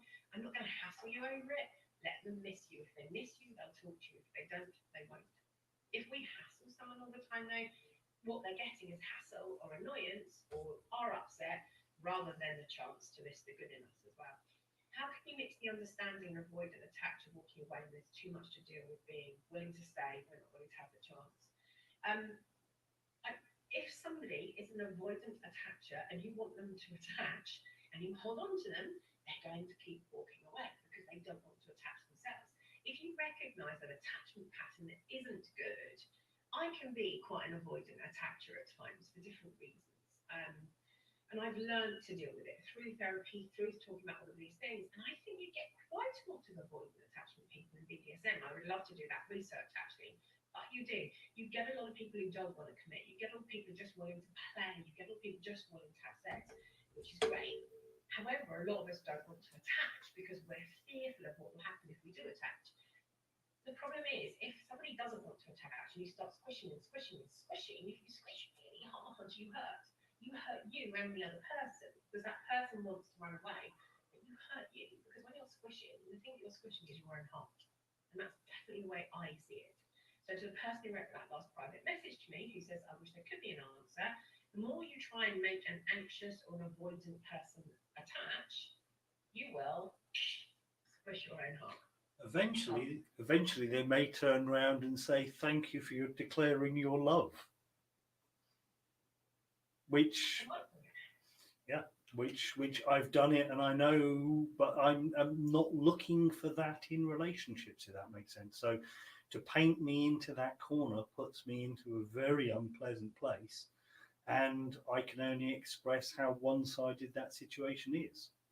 And I don't know about that link, Natasha, as to what that attachment is, but I know from most of the stuff, so I'm guessing in here, so if I'm wrong, please tell me, is that what that link will turn around and say is that actually kink people aren't that damaged and actually we do quite well and we're not anxious attachers and it doesn't matter.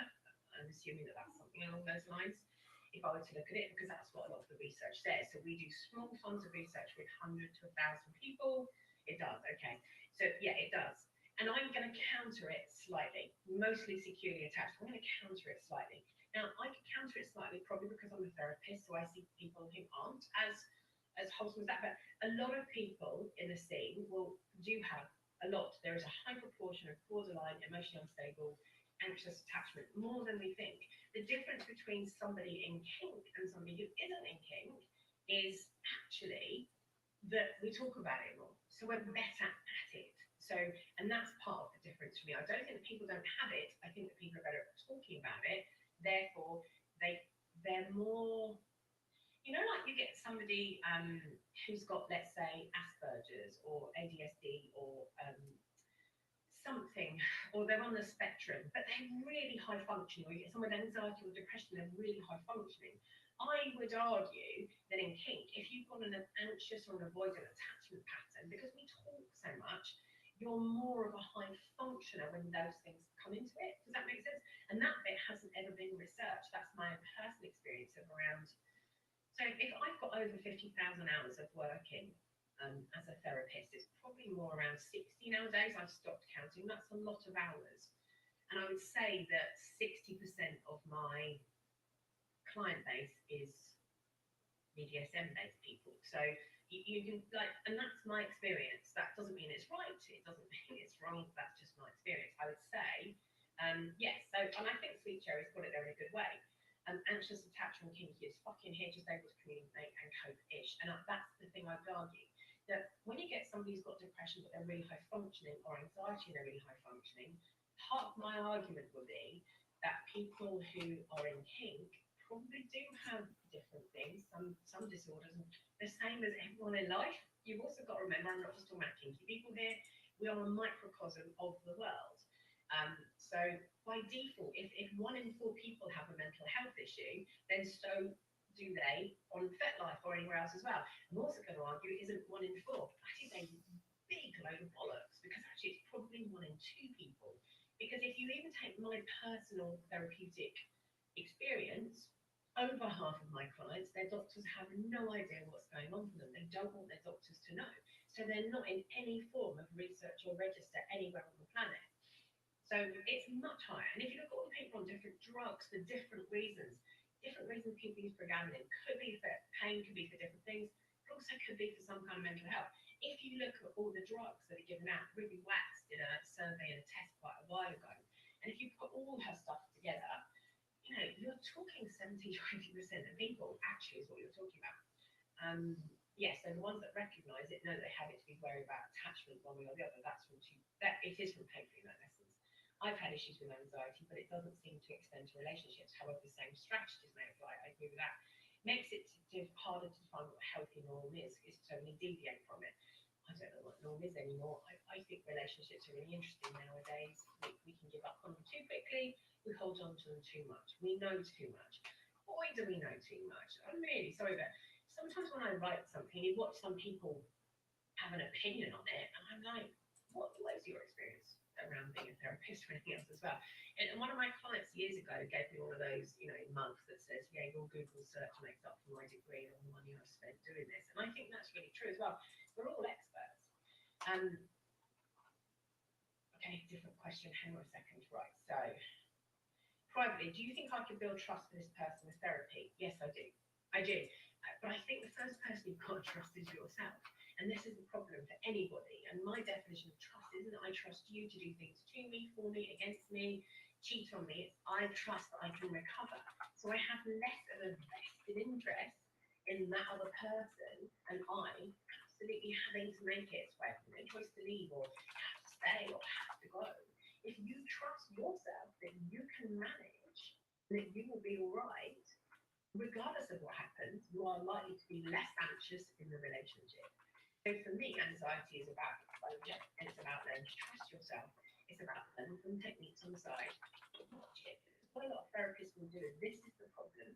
You've developed an issue in order to cope with it. So this is the problem, and this is anxiety. Now that sounds really weird because you're thinking anxiety is the issue. I'm going to argue it is not. Anxiety is a byproduct of how you feel deep down underneath about something else. So what you're doing when you go to therapy, you'll fix this. He does generally. I like to work on this little fucker here. If we get to this, although it takes longer and it's a bit harder, no more of these will pop up, if that makes sense.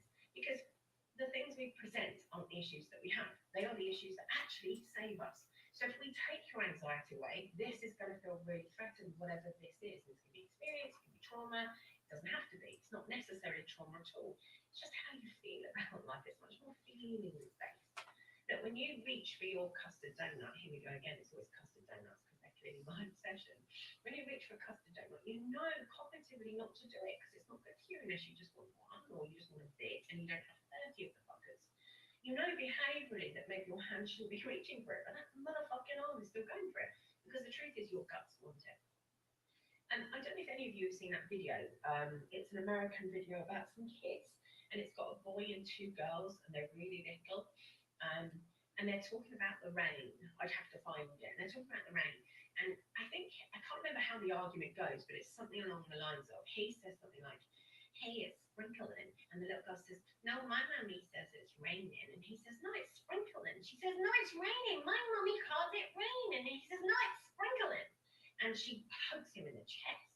And he just looks up at her and he says, you poked my heart. You poked my heart. It's so sweet to watch. And the problem is, what we get when we meet somebody else and this sort of shit happens is they poke our heart. It hurts. It bruises. We go like this. After, it's really funny, there's a video of me. My daughter made a video for my birthday last year of my journey through cancer. And there's a point just after my surgery when my daughter leans in like this to me. And she's on this side of me, and I go, ow! And she hasn't even touched me yet, but I think it's going to hurt. So I move, and I move prematurely, and I say, ow, out loud.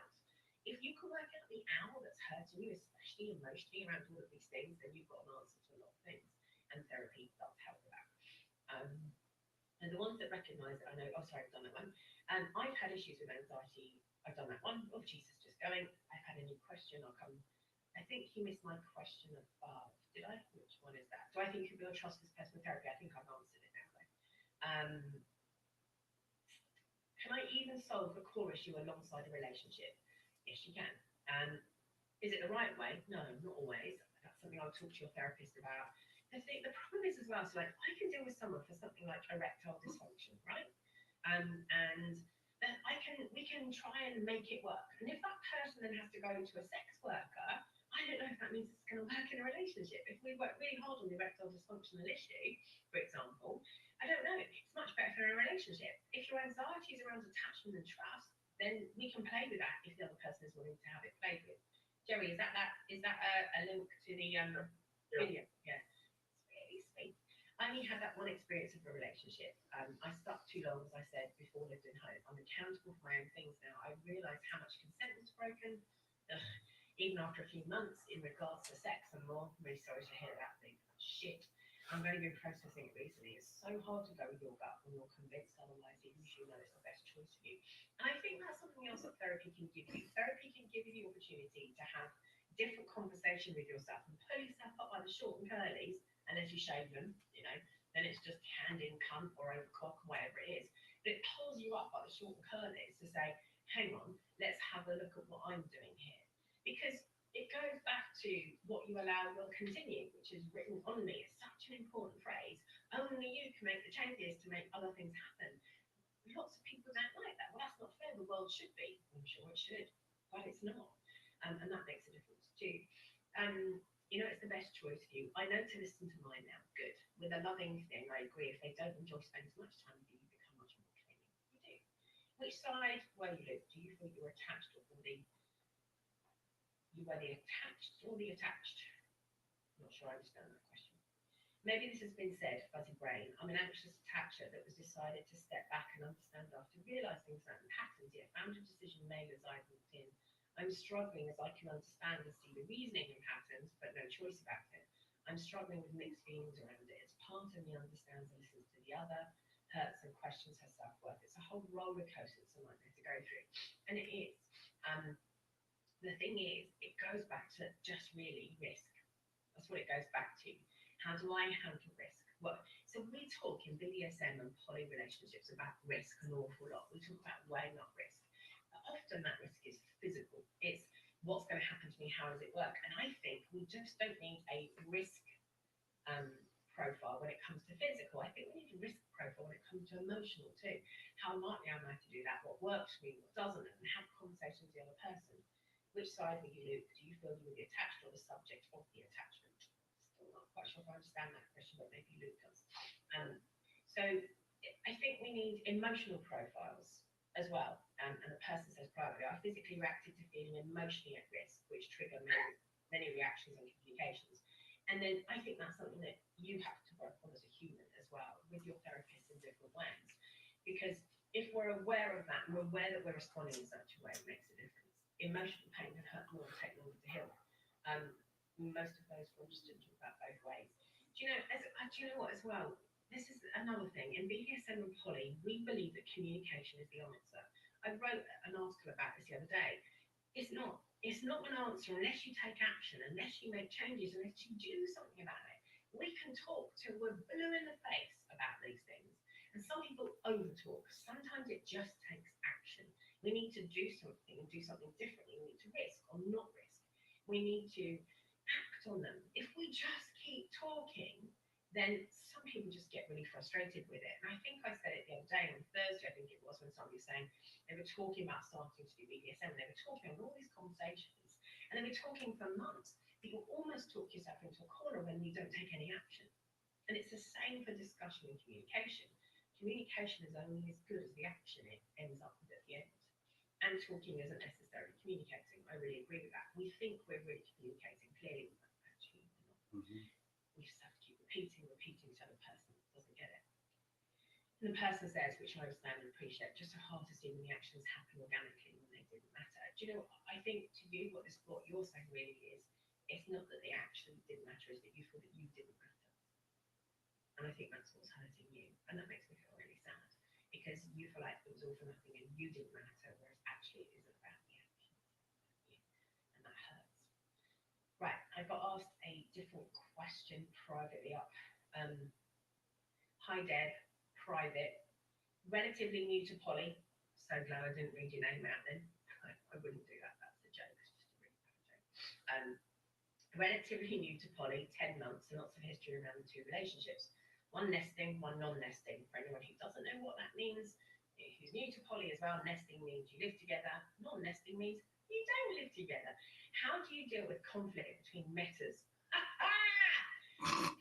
Don't speak, have widely different personality dimes, and one has disrespected the other, plays games, and has some destructive behaviour towards the other's relationship. Honestly, I'll tell you what I think about that. Get out. I'm sorry. If you have, Zoe's laughing because she's been quite a lot recently, right? If you have a meta who is utterly disruptive about the other person's relationship, why are you with them? They clearly can't do poly, or they're not having conversations. So it either needs, let's sit down and sort this out, and then we've got to make promises about what the relationship contract looks like, what meta contracts look like, how decent and respectful we're going to be to somebody. Listen, I'm not like all my metas all the time when I've been in poly relationships, but I never disrespect them or try and ruin their relationships or change anything else. What I do is trust the person that I'm with, because I want to be with them, that they can do it on the other side too. And if in the long term they can't, then I should get out. If you have a meta who is actively trying to create conflict, disrespected the other, plays games and has destructive behaviour, either find out if they're insecure, first of all, and what security do they need. So let's be loving for a minute. Look, you're clearly, like, something's happening here that you're really unhappy about this. Ask them if they want to be poly. Ask them how they are with that. The person in the middle has responsibility and they have over, they can't do it, leave before Find out if it's an insecurity react. So sometimes we get really destructive or insecure. That person's a cunt, destroy them, kill them, done. Right? So it makes us feel better. So it might be an insecurity. If it is an insecurity, then you might be able to work with it. But for how long? What's your time budget? How long are you willing to invest in someone else's destructive behaviour without trying to fix them all the time? Because again, they need to see they've got a problem before they will allow you to fix them anyway. What can you do? I like getting on with my mentors, but never get involved with stuff between them and my partner. Yeah, and I've had issues with my mentor, and it's very difficult. You need to make things clear with your boundaries. So good listening with them, and if they don't stick to them, sometimes it's better to dip out. I tell my mentor what for, and she doesn't like my response to her shitty behaviour, and don't be shitty. The problem is, what you allow will continue. So if this carries on, it's only going to get worse. And if you are the person with it, it's really, really hard. So the other person asked the original question, it's been really helpful. Got to go, but thank you. Really welcome. Thank you too. So for me, when you're in a poly relationship, I see polycules. If I see that sort of behaviour and it's something we talk about, then it's really important that we discuss how are we all going to get along. Because actually, do you know what? Metas don't have to get along, right? If they don't have to, that's okay too. But it's not okay if they actively play games to try and destroy the other relationship. That's a step up again. Metas don't have to get along. They don't even have to meet, actually. I prefer to get on with my metas, like Zoe said. As the meta in question is being disrespected here, what can I do to rise above this horrendous behaviour?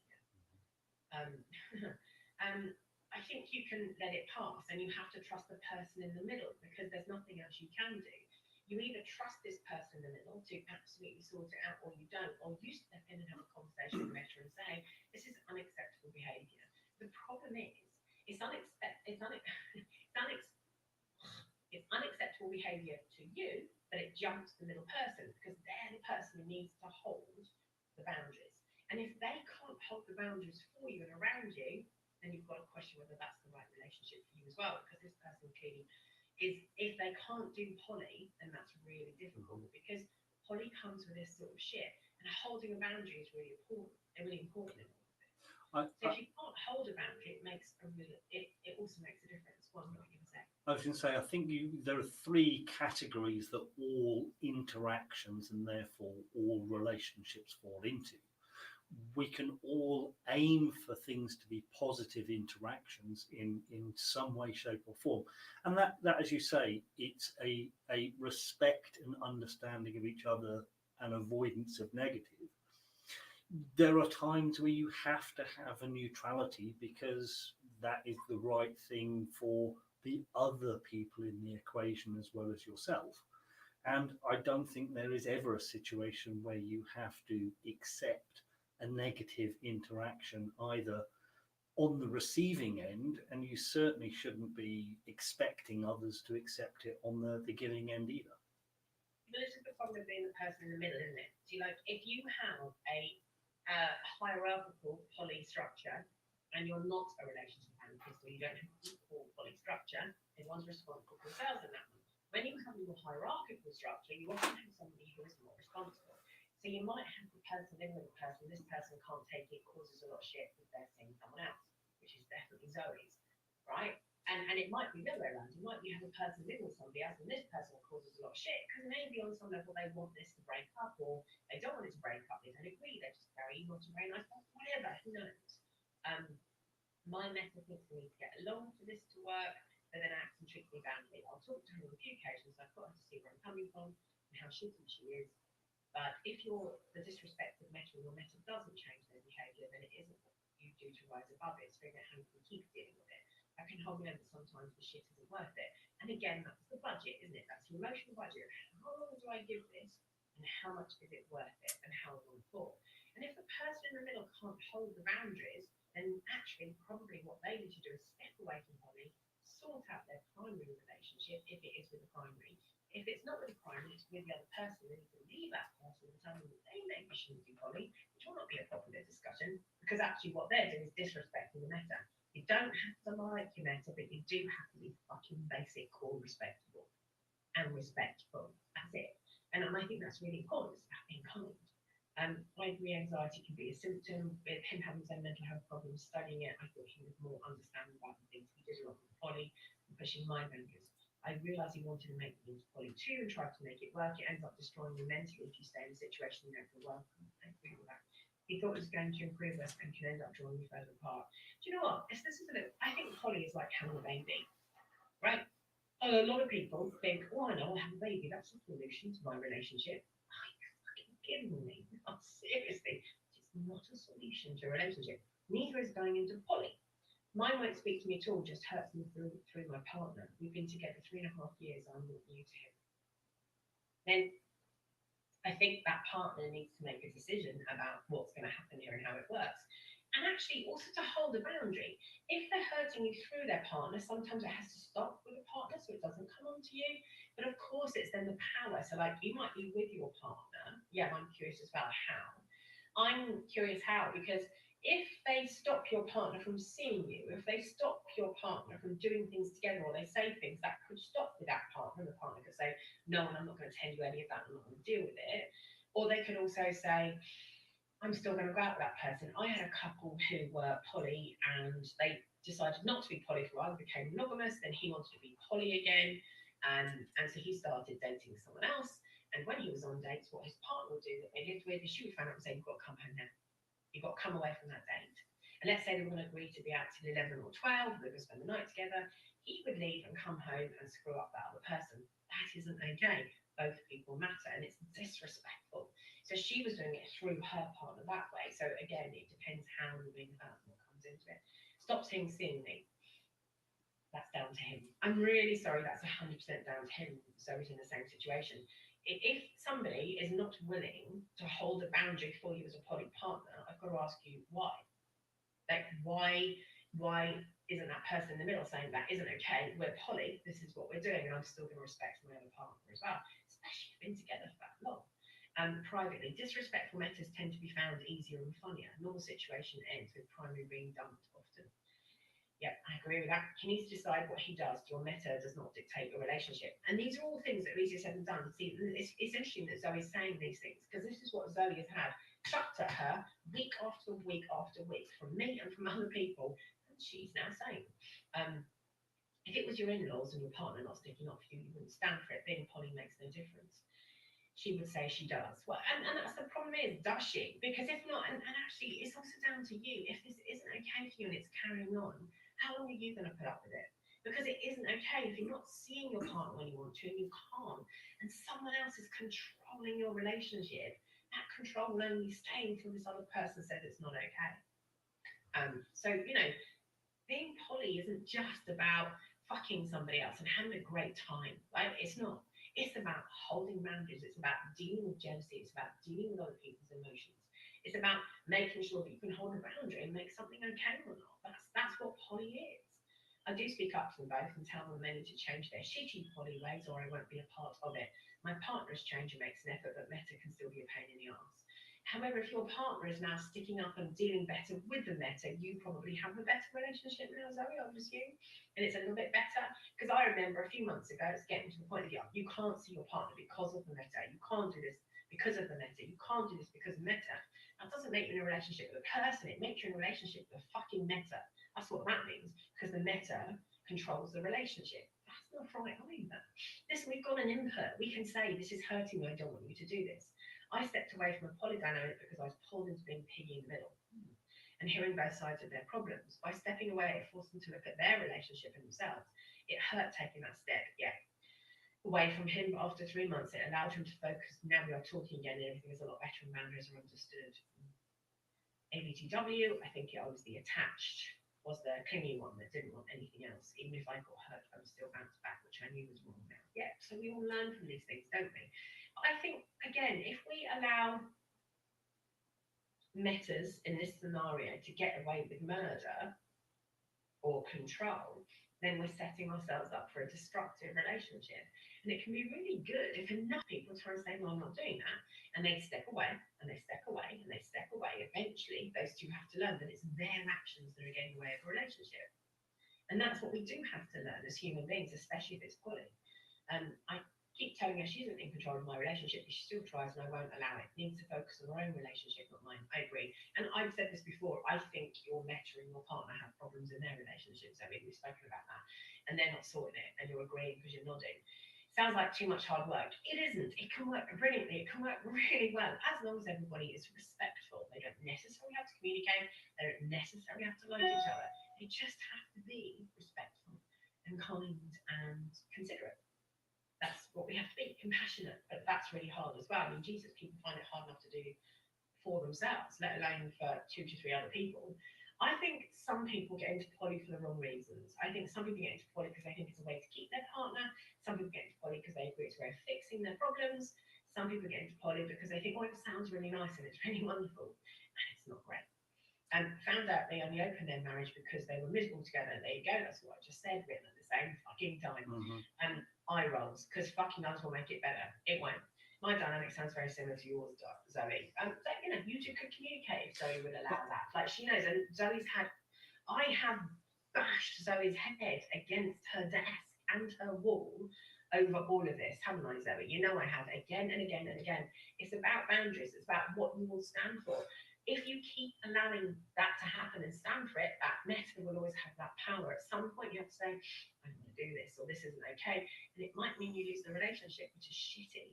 But if that person can't hold a boundary, that's the whole fucking point of poly half the time, isn't it? It's how we manage and communicate, but then how we act. It is about holding boundaries. But I think on this particular occasion, you may not have seen it, Debs, but your influence has come out in Zoe's interior designing. Okay. Yeah. No, okay.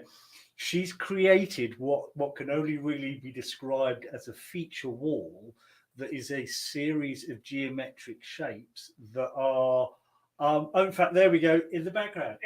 Okay, so incredibly structured, incredibly logic. Everything has a pattern and it interconnects and it tessellates. And I think actually that is one of the big changes, even in this disruptive year, that I still see Zoe has made.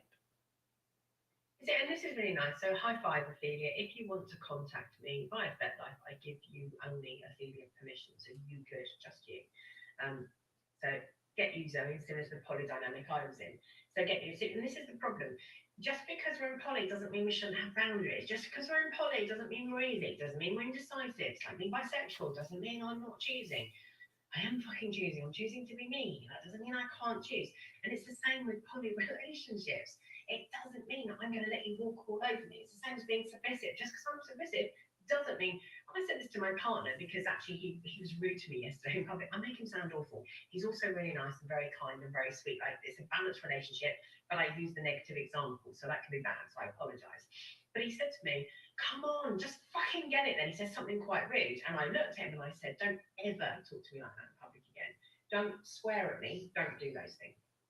And in the end, we were in the car, we spoke about it a bit more. Got some petrol, bought me a box of chocolates. I went, "I don't want the chocolates. I want you never to do it again." This is the conversation. And I said to him, very verbally, "You can treat me like a fucking worthless cunt of a whore in the bedroom. You can call me names. You can do what you like to me. However, you may not talk to me like that outside of the bedroom. I want control outside of the bedroom. I don't want rudeness." And he said, "Sorry." And I said, "Good." He said, "It won't happen again." I said, "Right, thank you." Like, you know, that's the point, isn't it? And it's the same with poly. Can't do that. Thanks, Deb. Found it challenging. Learn to deal with these in direct and non-aggressive ways. Read Non-Violent Communication. It can really help you. It's a great book. And I've tried ones of fans where the nesting insecurities in all this and yet have not held boundaries well. Yeah, and I'm sorry to say, because this is the other person, so the two people are here. And to the person who just said that, this is hard, but you do have to hold those boundaries, because if you don't, the whole of your both relationships could potentially fall in. I'm just terrible spelling. It's fine. Hang on, let me just read this. Sorry. But Deb has a secret dom side. I do. She's trying to dom me. Yeah, has to be on the same page for their existing problems. It won't improve everything. Correct. Hold your boundaries, get it sorted, and we're at the end. Over to Cosmic. I was about to say I have to enforce the boundary of time, unfortunately. But I did it within a minute, and I've got a client now anyway. So I've put the details up for your next session on Thursday. That's all up on the screen there. It was awesome to spend time with you again today. Thank you for all you've done. If you go to the LAM website, that's where you can see them on YouTube. Is it LAM? It's the LAM. If you go to the LAM YouTube profile, that's where the archive is. The book is Non-Violent Communication. There you go. There's a link as well from Zoe. Thank you. So thanks, everyone. Non-Violent Communication. It's a great book. It's all about how to communicate. However, you also need somebody to be really nice about it. There is a link on FET already. If you look at my profile, I'm linked to London Alternative Market, Long Alt Market, and it's there because you can then link onto that and it shows all the YouTube things as well. So you can get there. Thank you very much for coming. See you on Thursday if you're coming. If not, see you another time. See you later. Thanks, Have fun. guys. Bye. Bye. And there we go, signing out from the Kink Shrink and getting back on with the schedule.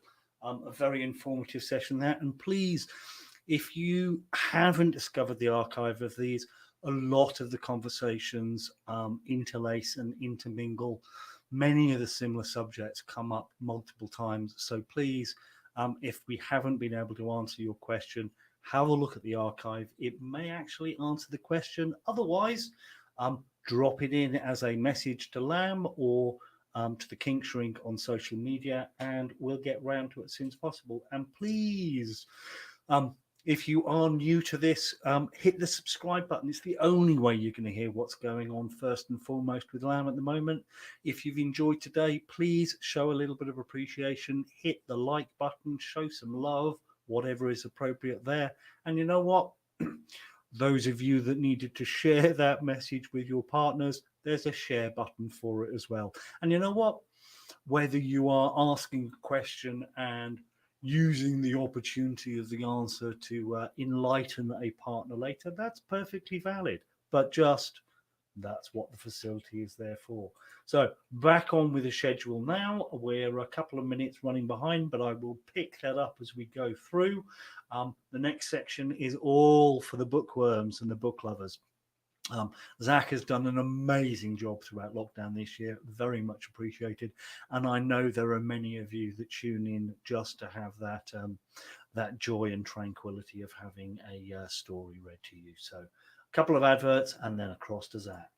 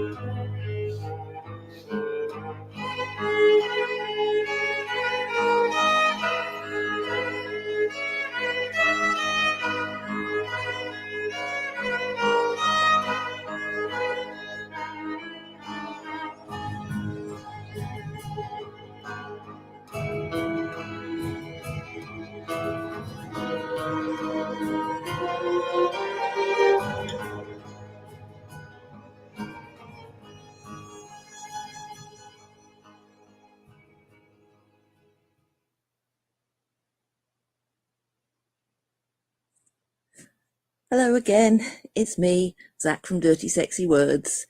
Hope you're all sitting comfortably, had a wee if you need one, and washed your hands and everything, and all ready for some naughty book chat on a Sunday afternoon.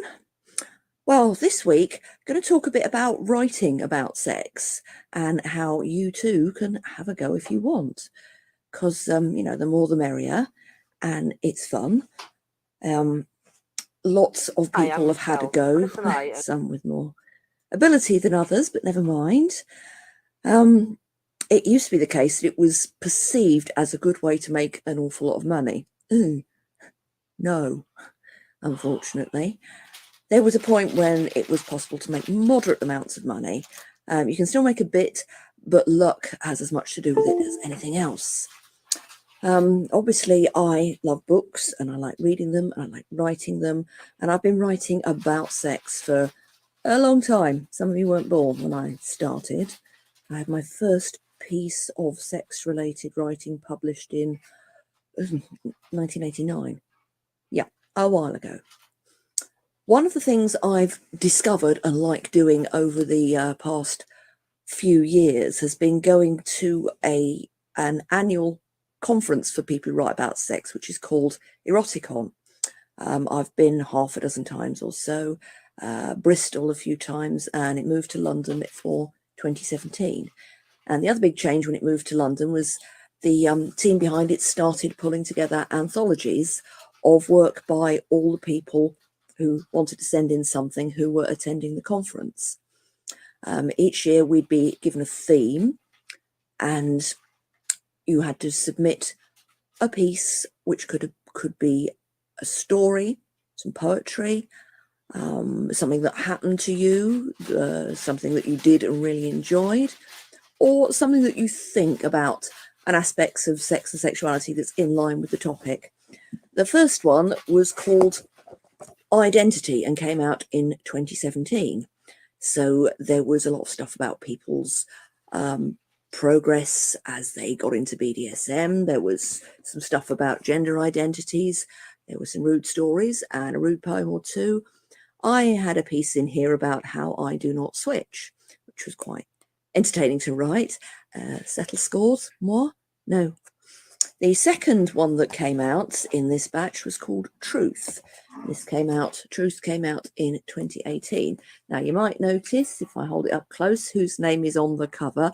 Yeah, I did the edits on it, which was fun. A couple of people I wanted to hunt down and slap, but as I said to somebody who may be watching this, whose work I copy edited years ago, next time I see you, darling, we're going to learn the principles of English punctuation at cane point. So yeah, if you ever want your work copy edited by me, get in touch. I promise not to spank you. I might threaten to, but I wouldn't do anything non-consensual. And the third one of these anthologies is called Discovery. Again, my turn in the editor's chair, which was again fun. So this contains some short stories and some memoirs and some, again, with the theme discovery, people discovering that they did like something, that someone else liked something, and that there were a variety of possibilities that you could come up with. And what was in this one? Because I've edited two. Yeah, there's one about cheese in here. Discovering kink and discovering the sort of things that are going to make you happy, despite the fact that when you were young you were told they were terrible. So yeah, all three anthologies are good explorations of the way other people have sex and how they feel about sex themselves and their bodies. They make for good, interesting reading. And good Christmas gifts as we get into that time of year. They are a tenner each, so £10 per book. On the website www.dirtysexywords.com /books-2, but if you go to the main website you'll find it, no problem. I generally do a special on all three titles together for 25 quid, which is a nice stocking filler if there's somebody who you want to encourage to explore their own writing or learn more about their sexual habits and preferences and so on. Anyway, I'm going to give you a short flicker of a break, and then I'm going to read you a bit of one of my pieces from one of the anthologies. See you in a minute. I'm going to get my reading glasses. Okay, everybody sitting comfortably. I'm going to read you an extract from the piece I wrote in Truth, the second anthology, which will hopefully be of interest to some of the young uns as well as some of the old lags. It's about my days as a fetish club reviewer. Okay, here we go. I used to review sex clubs for a living. Okay, that's not entirely true. I got paid for doing it. I had a regular commitment to do it.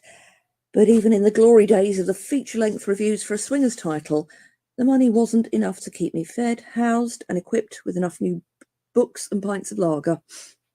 I had a little sideline reviewing fetish and swingers clubs, in amongst all the other things I used to do.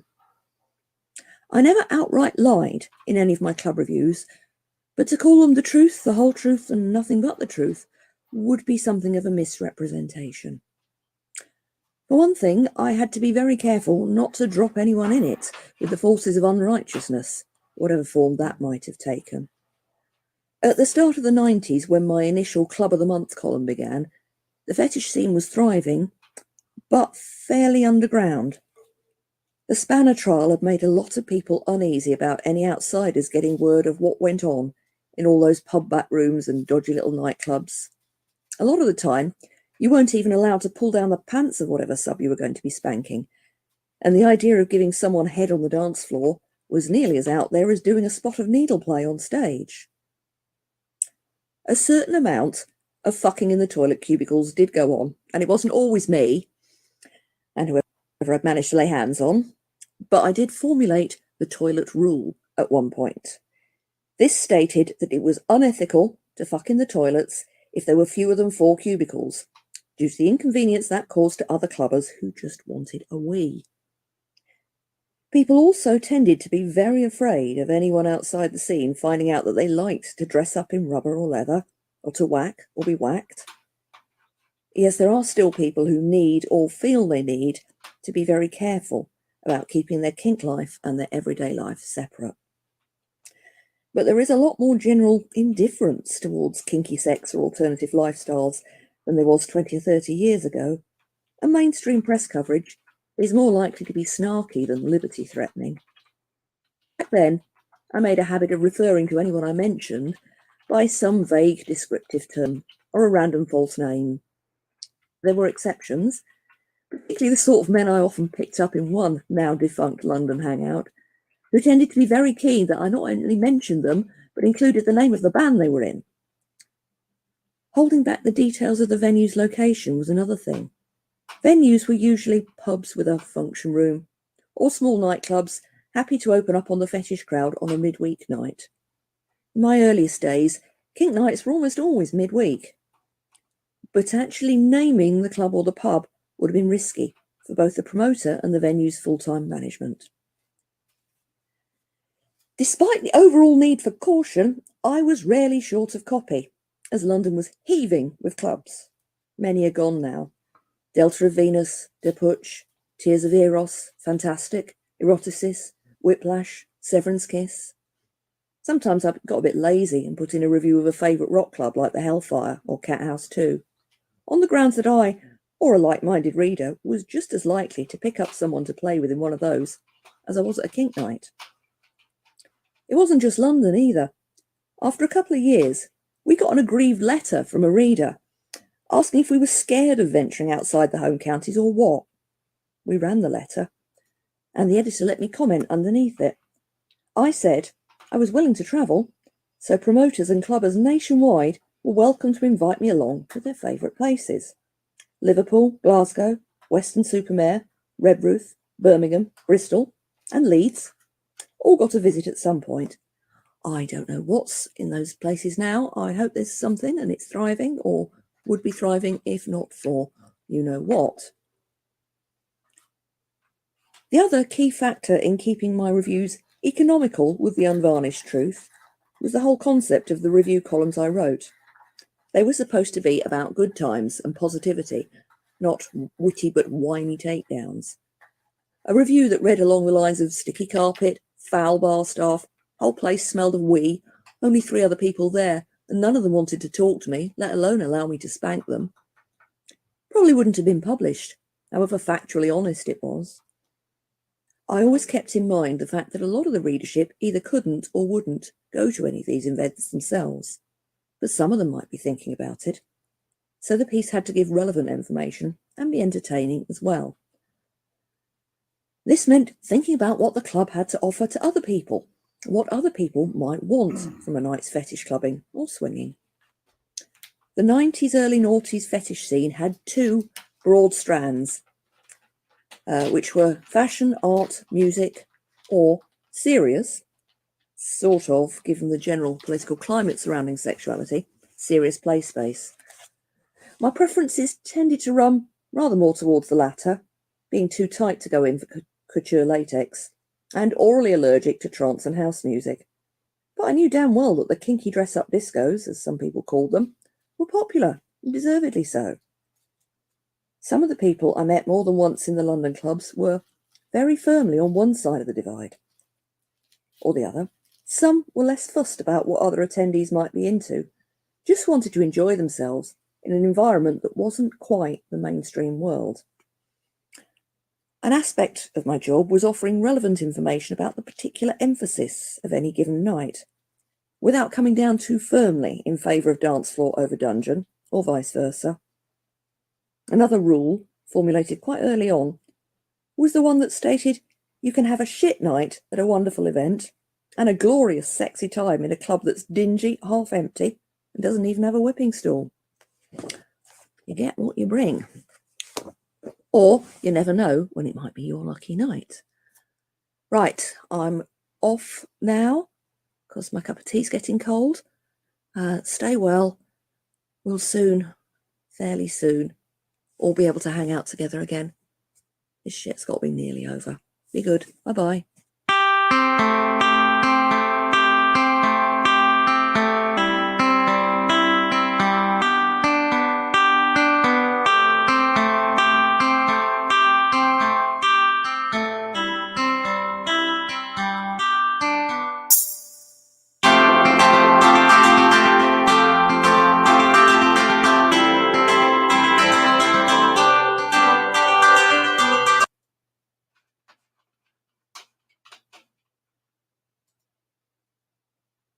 Hi, I'm Michelle. Chris and I own Trust UK. We started trading at fetish markets in 2000 and opened our online shop, trustuk.com, in early 2001. From there, we ship worldwide. We sell a variety of toys, some pleasurable, some painful, for use in all areas of BDSM play. And we love creating new toys. We're always looking for something a bit different from the norm. Chatting with customers at the fairs, hearing about their loves and their play preferences, inspire us when we're developing new toys. We get great feedback about how different our toys are, but we're most proud of the feedback we get regarding our above and beyond customer service. Dealing with queries and problems in an amicable and efficient way helps us to show the customer just how important they are to us. Our email address is trustuk.sales@ntlworld.com, or for other ways of getting in touch, visit our contact page on our website at trustuk.com. Thank you. Play safe, stay safe.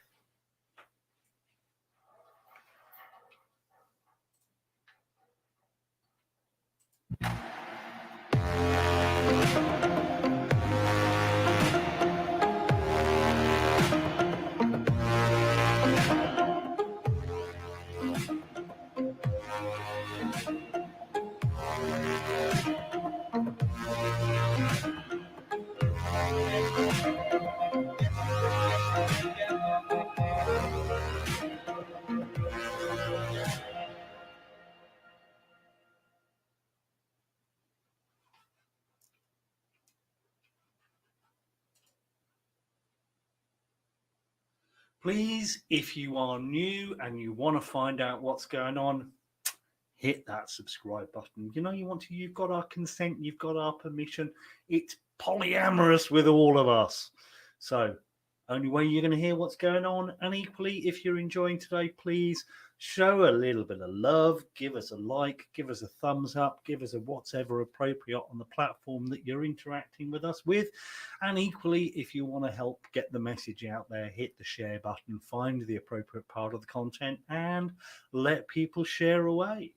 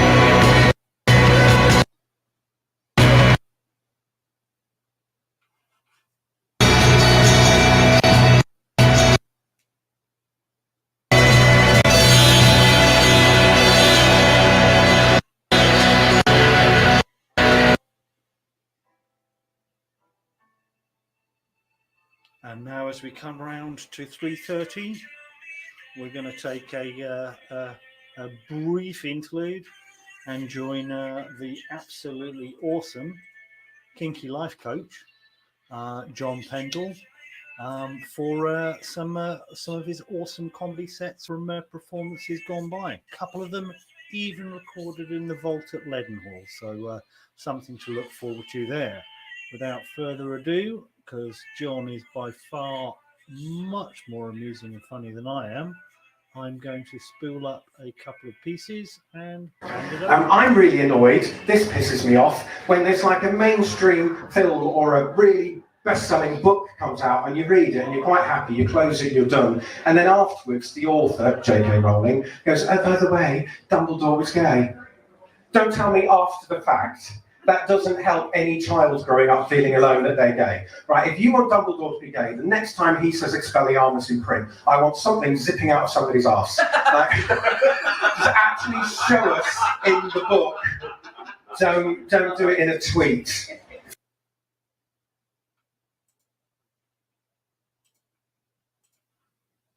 In my 20s, I met a man who wanted to put his bibbly bobbly bits into my mouth.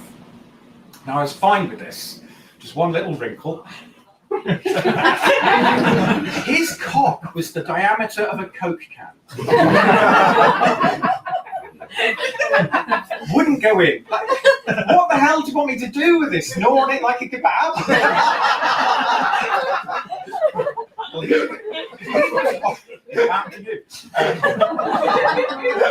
He was hot and I was young and stupid, so we decided to let it go down and just pop it in soft and see what would happen. Now, I don't know if you've ever tried to inflate a bouncy castle. Inside a Mini Cooper. There was an awful lot of teeth. And suspiciously, an unusual amount of jawache.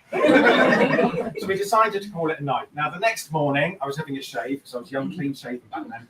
I was doing that thing where you stretch your jaw from side to side so that you can do the skin. And there was a huge cracking sound. And my flatmate ran in from another room to the bathroom and went, what was that sound?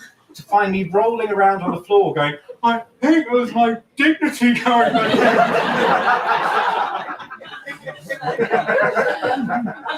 That's when I realised a very important life lesson. I'm not a snake.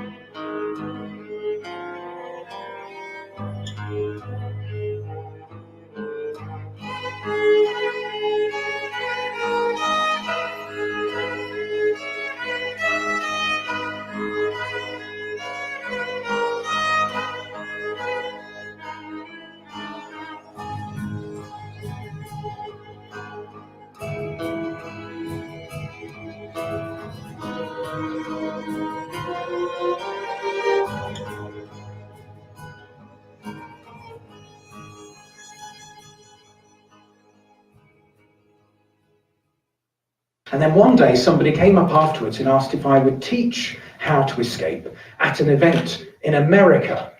See, in North America, they seem to have these weekend conferences where they'll pay presenters their flight and their hotel to teach an unusual hobby. And the first time I got booked, I was so proud of my little self, having all expenses paid trip to America. I couldn't wait to get to the head of the queue at passport control and tell them the purpose of my visit.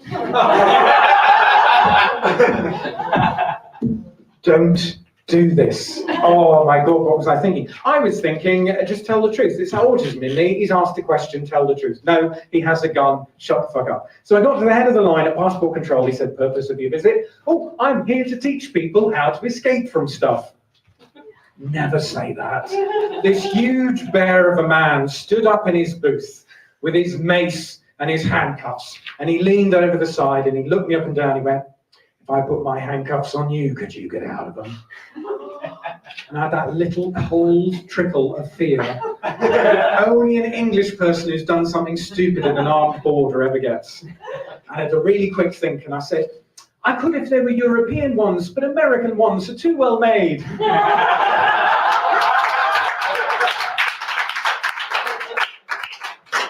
And he stamped my passport and let me in.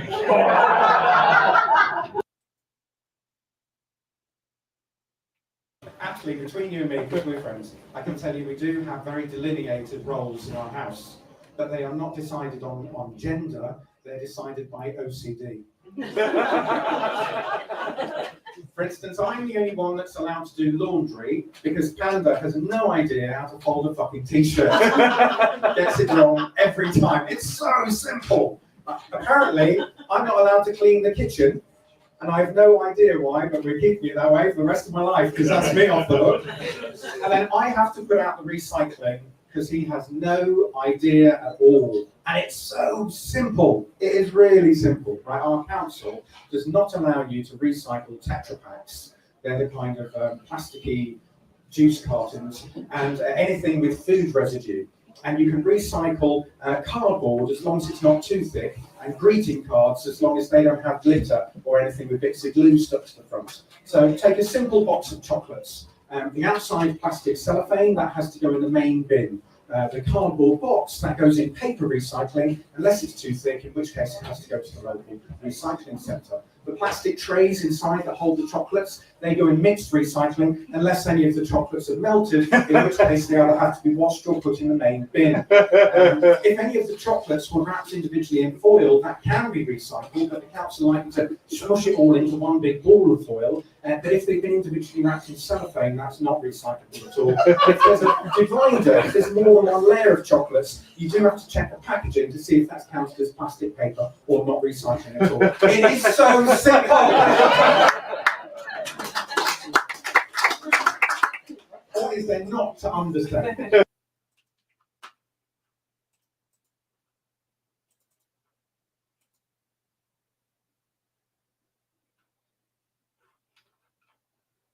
Hi, Graham from Affordable Leather Products here. As you may well be aware, the London Alternative Market is offering advance tickets as bonds to cover their costs during the time of lockdown. We at Affordable Leather Products have got 5 of these tickets. Oh, am I covering that over? What a shame. We're giving these tickets away.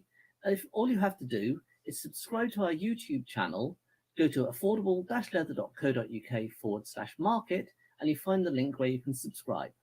When we get up to 100 subscribers, we'll draw the 5 lucky winners, and you can get free entry to a London Alternative Market when the lockdown ends and the market starts again. That link is affordable-leather.co.uk/market. Now, I realised shortly after coming out just how institutionalised homophobia was at that point, because I came out in '93 and it was like the height of don't die of ignorance with AIDS and Section 28 with the Tories, and the papers every day, headlines telling us how awful it was being gay. And in '94, the Royal Pharmaceutical Society got involved because they decided they were going to try and ban poppers. Now, have I just said a word nobody knows? Poppers, and they're in a little brown bottle, so you can thumbs up. Little brown bottle. The idea is you sniff them. I've not used them, by the way, I've just heard this. Apparently, you sniff them and it gives you a rush of blood to the head, some yellow dots in the centre of your eyes, and a cracking headache for the next couple of hours. Gee, what fun. And I only ever, this is the closest I got to poppers, just come out, and a couple of people tried dragging me onto the dance floor, which my hips don't, they're not Shakira. I'm really not, I get a dance shuffle and that's it. So I would entertain myself on the dance floor by having a little sniff, and then somebody would look over and ask if they could as well, so I'd offer it to them, and they'd have a little sniff, and then they get really confused, nothing was happening, and I go, ah! So childish. And I entertain myself. Yeah, Royal Pharmaceutical Society decided this was a terrible thing, because apparently they'd heard gay men use this to relax for sex, so they were going to ban it. And the way they got legal advice, somebody said you just buy a bottle from a sex shop with a receipt, and then you take them to court and you prosecute them, and you can try and get not only poppers banned, but the shop closed down. So in 1994, there were 280 licensed sex shops in the United Kingdom. 279 were heterosexual. One was gay. Guess which one the Royal Pharmaceutical decided to prosecute?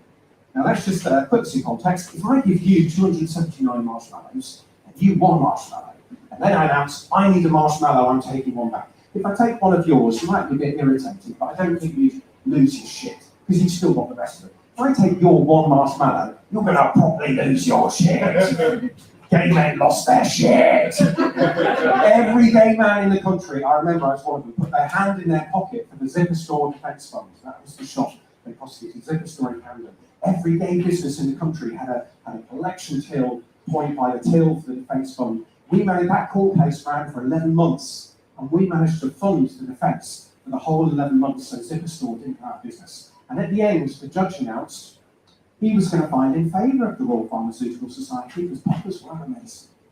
But the fact it had run for 11 months was the RPS's fault, not the gay shop. So he made them pay costs, even though they won. Over £47,000. It nearly bankrupted them.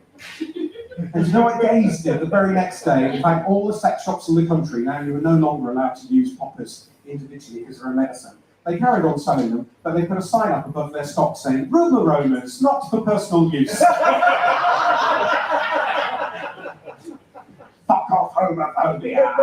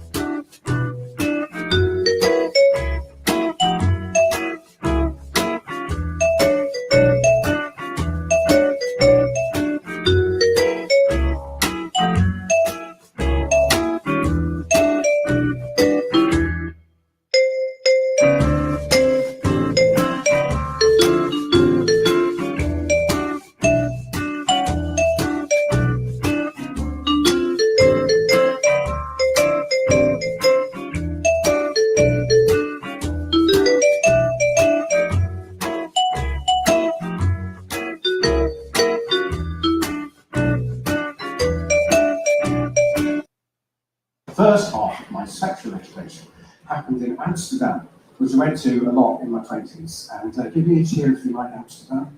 Yeah. I possibly like it for a different reason than you. I loved Amsterdam because it was the only place in the world that showed straight porn in gay bars, because they'd seen everything else. It was a revelation. I learned so much. So I went to Amsterdam so often, they started telling me off for not having learned any Dutch. You know you've gone to Amsterdam too much if they start telling you off for that. So I had to do adult education lessons for a couple of years. And basically, I learned enough Dutch to get a man into bed, a Dutch speaker, in 5 sentences. And it works every time. Are you interested in knowing what they are? Yeah. So sentence 1, you're in Amsterdam or anywhere in the world with a tall blonde Dutch person who walks past, they're good looking, and you start off by saying, lekker ding, which is sexy fucker. Do God, do God. And they turn and look at you because they're not used to hearing that with an English accent. And then you follow it up with a second sentence, ik wil jou lekker zoenen, which is I want to give you nice kisses. Weirdly, this has never failed for them to kiss me, which isn't what I said. I said I'd kiss them, I just roll with it, it's fine. And then, while you're having a little kiss, you feel their body through their clothing, and you say, ik ben die want de indruk. I am really impressed. That gets you back to their apartment, or toilet cubicle, or corner of a dark room, depending how sweaty or desperate you are. That gets you somewhere private. And then you say the fourth line. This is the absolute killer. Je bent het neusje van de zalm. You're the nose of the salmon. It's the very best bit. It's like the bee's knees. And that absolutely 100% gets you laid. Because there's no way you can have translated that from another language. You have to have learned that from somebody Dutch. It always makes them blush and gets you laid. Now, I said there were 5 sentences. The 5th one is for after. Helaas, ik ben getrouwd met 2 kinderen. Tot ziens. Sadly, I'm married with 2 kids.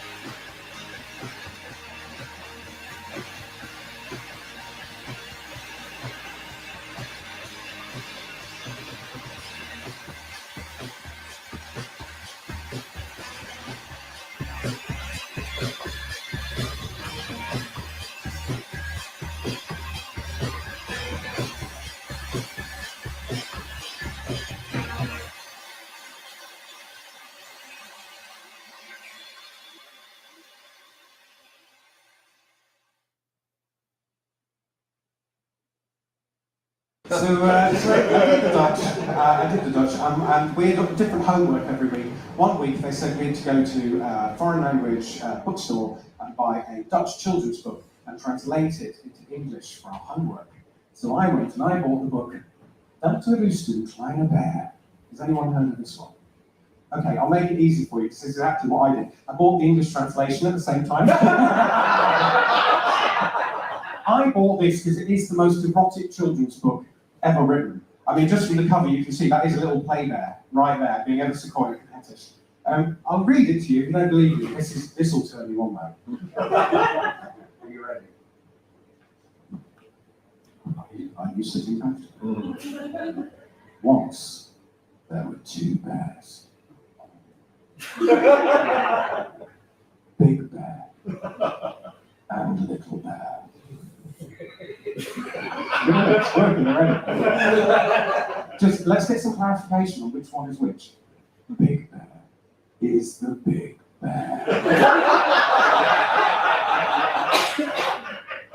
And little bear is the little bear. They played all day in the bright sunlight. But when the night came and the sun went down, Big Bear took Little Bear home to the bear cave.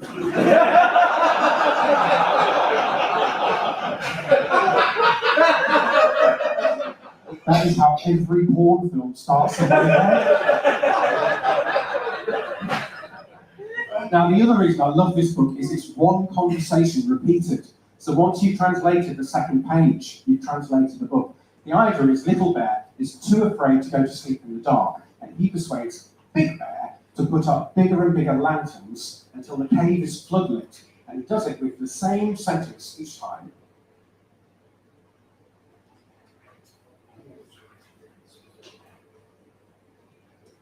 So Little Bear's playing up, and Big Bear says, "Can you need slop and Kleiner Bear?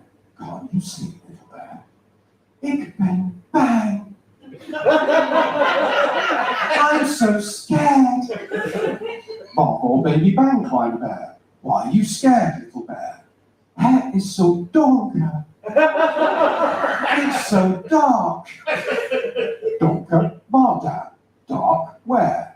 "Now, overall, well, everywhere." And he says that throughout the book until the cave's floodlit, still won't go to bed, because he's playing with his toys, he's no interest in them.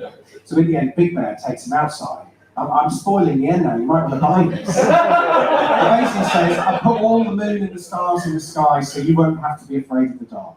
Yeah, it's really sweet. And I never thought I would ever use that in a real life situation. I'm feeling a bit emboldened now that we've lost the two who were not going to enjoy it. You're right. If anyone's, okay, a little bit Catholic, okay. So I was at the bars in Amsterdam, they have what they call a dark room, which is where gay men go and develop pictures. It's where they play adult games like Buckaroo and Connect 4, but usually with a dimly lit bulb, there's like a group of men and they're all just having a nice time with adult games. And I relied on that dimly lit bulb because I'm very old-fashioned in my anonymous sex. I like us both to be dressed and for there to be a proper introduction. Ideally, one of us should be wearing a tie. You can't really do that if the room's pitch black. So I was in one of these dark rooms and we're all having a whale of a time. I'm furthest from the door, and then some selfish person reached up from the middle of the crowd and unscrewed the bulb. And the room went into complete blackness. And I was terrified because now hands were touching me and I couldn't see who they were and we'd not had a proper introduction. I couldn't think of what on earth I could say. So I didn't know the Dutch for can you screw the bulb back in. And you know how just in blind panic, shot through of adrenaline, you just grasp onto anything. And I heard my own voice say, "Ik ben bang!"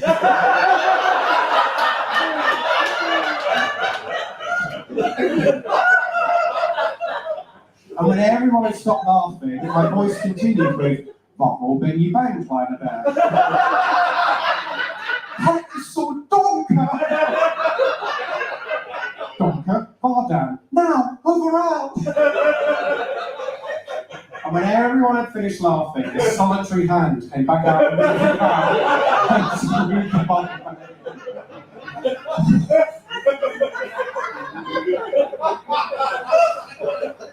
I knew that would work. I've done it 3 other times, so I've got nothing. With the right people, that's what makes.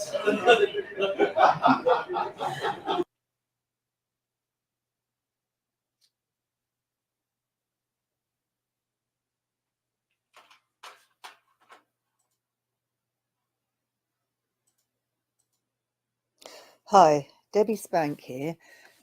I've been asked to do a podcast on a little bit of history of Spank. Yeah, before I start, I'd like to say that I'm really missing everybody and missing LAM, and I hope you're all keeping safe and well. Yeah, firstly, the name Spank. I think I'll leave that to your imagination of why I would have called it that. Yeah, I started the business in 1986. I was working as a manageress in Oxford Street, Jean Genie, and I was really had a passion for fashion, and I just started making little things like earrings for curtain rings, and I used to customize things from I picked up from Oxfam, and people really liked my creations. So I decided to get a little market stall in Camden. And it was difficult, yeah, because I was working full time in Oxford Street and also trying to make stuff and working weekends and evenings. And eventually, I decided to take a chance and give up my full time job, which was a big shock to the system because I was sitting in a bed sit in Brixton trying to make clothes, which wasn't an easy task, I must say. Yeah, I think I really decided that my best part of my business was me designing and selling. So I decided to try and get outwork as machinists to help with the actual making. I remember the first day in Camden I did it. It was like snowing, and I took £5. But yeah, I persisted and things did get better. So I took on another stall in Camden Market up in the stables. So I had two stalls. I had someone working for me.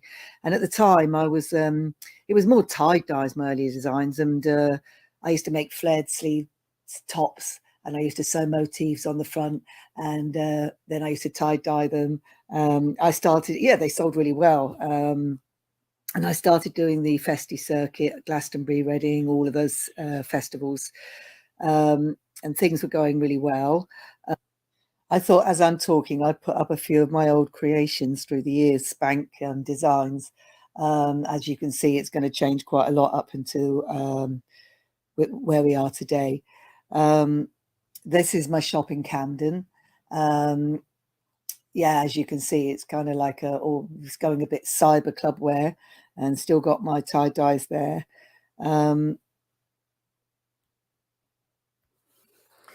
I also took on two stalls in Kensington Market. One was up on the first floor next to Red Bull's on Fire, an excellent glam rock designer from Los Angeles. Yeah, we used to get a lot of people coming in. Alice Cooper used to hang out, and Robert Smith from The Cure. And yeah, I'm going to do a bit of name dropping now. I had Debbie Harry came to my shop, and Kylie Minogue came to my shop. I must say, when I was in Camden Market, it was about 87, I think. Madonna's agent came in and bought a pair of orange hot pants, crushed velvet. I'll never forget it, because Hanky Spanky came out about the same time as I called my business Spank, which was really convenient. Anyway, I'm just going off the subjects. Yeah, so where was I? Actually, while I'm on that subject, when I was in the shop in Camden Market, it was in the Stables Market. It had 2 floors. It was quite a big shop. This guy came in at the end of the day, and he said he was going on tour with The Cure. His name was Paul. He was the bass player, and he ended up buying a lot of outfits. Here are some of the pictures of my shop and some of the outfits I was doing then. And he spent £800, which was great. But I should have took some pictures. But hey, I never even asked for his autograph. Silly woman. But yeah, that's my claim to fame. Anyway, I'm still actually making a few things for friends in bands. Here's a picture of Raymond from Pig, and he's a couple of outfits I made for him for his tour in America and Japan. I will say, I was one point in my life that I thought I should franchise the business because I thought it would make it easier. But so many of my customers said, "Oh no, please, you'll just sell out. Your stuff is so individual, and that's great. So don't mass market it." But it would have been easier for me, and it would have made more money. But I don't think it's all about money anyway. I think in this business or any business, you've either got to be very big or small. I don't think there's anything in the middle. because of the VAT and all that, which I've struggled with when I did once go there. But I think it's better to keep small now. Anyway, back to my story. When eventually Kensington Market sadly closed down, and Camden Market became very mainstream, I decided to pull out. So that was when I was thinking, where am I going to go now? So I came across London Alternative Market, which was perfect for where I was going with my designing. Yeah, what do I enjoy about my job most? That's another question. I think probably the happiness that I can see in people's faces when a customer comes in, and there may be big ladies, small ladies, or have issues with their bodies, like I'm sure we all do. And they walk out and they're really feeling sexy in the clothes, and men as well. I do a lot of men's clothes, really into men's clothes at the moment, getting new designs all the time. But yeah, the selling, I don't push, but I love to see people happy with the purchase, and the designing. I love the designing. Just that sometimes you get so many in your head and it's too much. You just can't get it all out there. What's the best feedback I've received? I would say probably the hugs I've had from ladies and men that have come into my stall and been so happy, and said that you made my day, because I went out and I felt really happy and felt really confident. I would say that's, I've even had tears from customers sometimes, which is beautiful, I think. Anyway, I think I've answered all the questions, and I'm showing you lots of pictures of all the clothes through the years of Spank. I will just say one thing, that when I eventually did give up my job, which was 1986, my mother said, no, don't give it up. But, you know, in retrospect, I'm very pleased I did. I know I was a bit of a high flyer with managing and going around the country and troubleshooting. But, you know, I would encourage anybody to take a chance.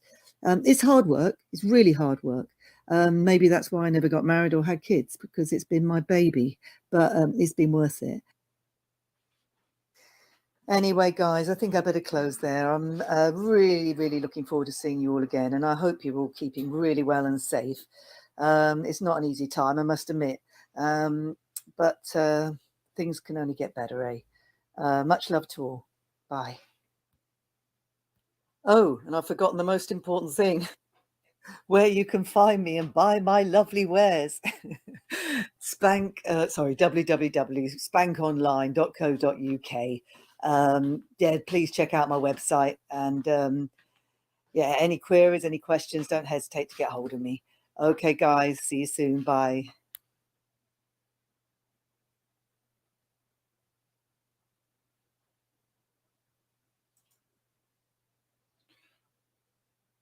And that brings us through to just a couple of minutes after 4 o'clock.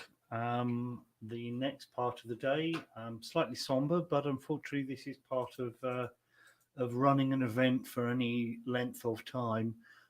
You have to roll with the punches and deal with the high points as well as the low points. And certainly the people that I'm thinking of during the memorial are people who had a hugely massive and positive impact on my life, the lives of the people around me, the event itself, in so many different ways. So once a year, we like to take some time, set it aside, think about those people, and to remember them in our kind of unique LAM fashion. The best way that we've always found to do that is to celebrate them. And to me, what better indication of celebration than a round of applause? So I'd like to ask you all to please set some time aside now, and for the next 2 minutes we're just going to have a 2 minutes round of applause, to remember not only the people who are going to be shown in the slideshow, but anyone that you've lost who have had a significant influence over your life. And it's particularly pertinent to this year, where we know we have unfortunately lost some friends along the way. So for the next 2 minutes, it'll be my clapping in the studio along with the slideshow.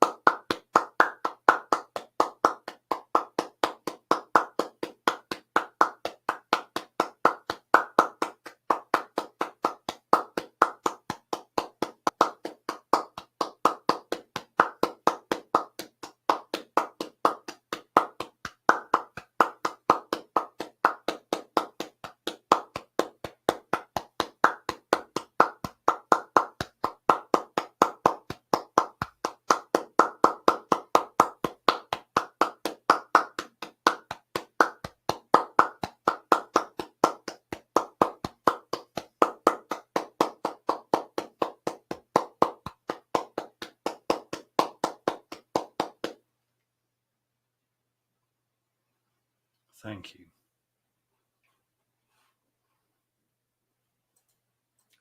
And in preparing for this, I was also offered an additional piece of memorial from Zach, who's put together a lovely reading of the physicist's eulogy, which was new to me, but certainly something that I have enjoyed listening to.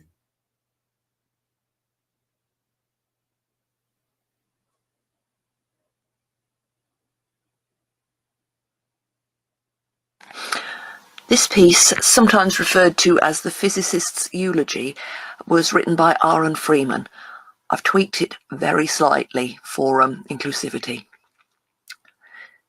You want a physicist to speak at your funeral.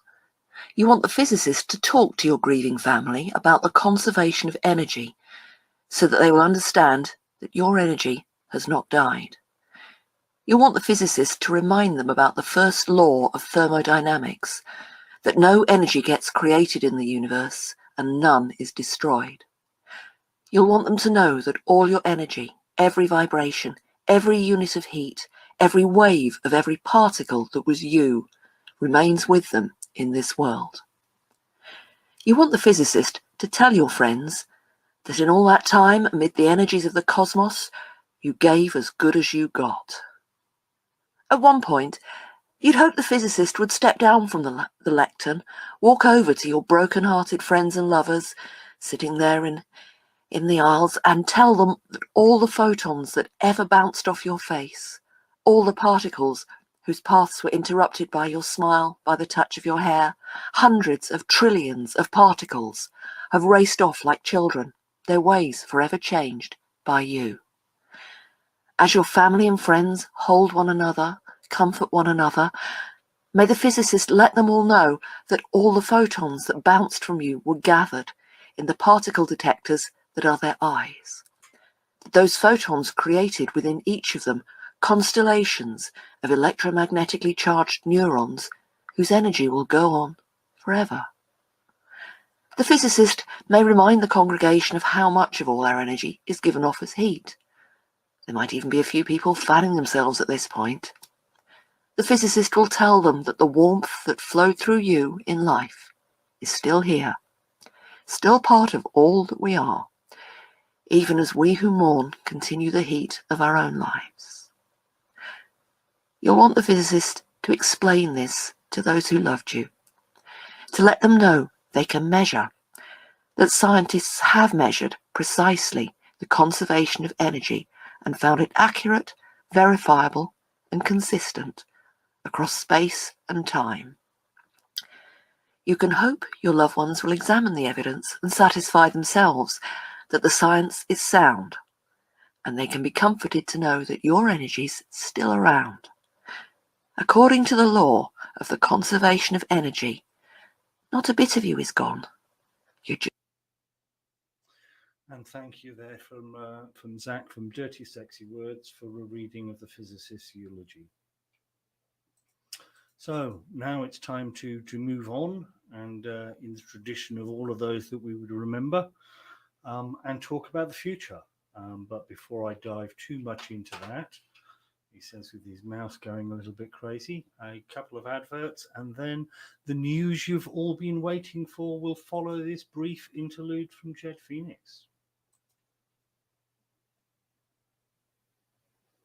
2020 has been quite an unforgettable year. It's also been the year that I celebrated a bit of a personal milestone in that I turned 50.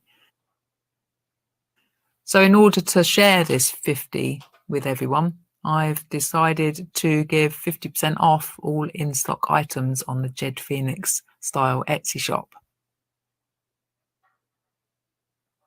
I've created listings for each of the 29 types of item that I've got. And if you choose the item that you want, have a look, see if it's in your size.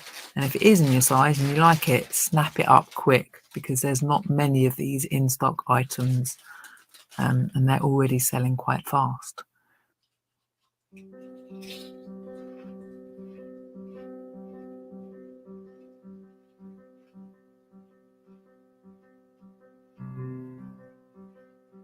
So just head over to etsy.com/UK/shop/Jed Phoenix Style and find whatever goodies you like, whether you want trousers, skirts, corsets, masks.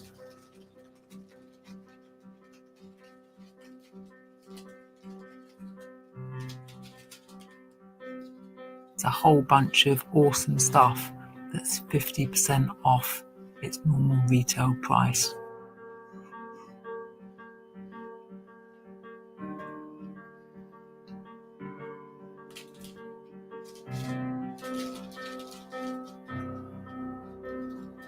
Grab it while you can. This won't last forever, guys.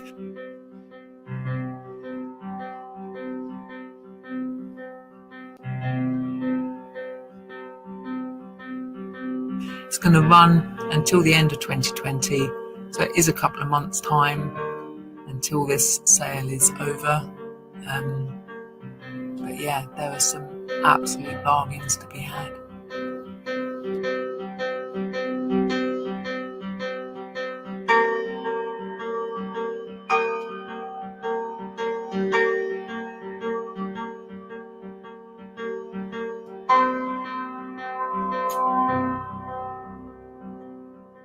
So just head over to etsy.com/UK/shop/Jed Phoenix Style. It's a whole bunch of awesome stuff. It's 50% off its normal retail price.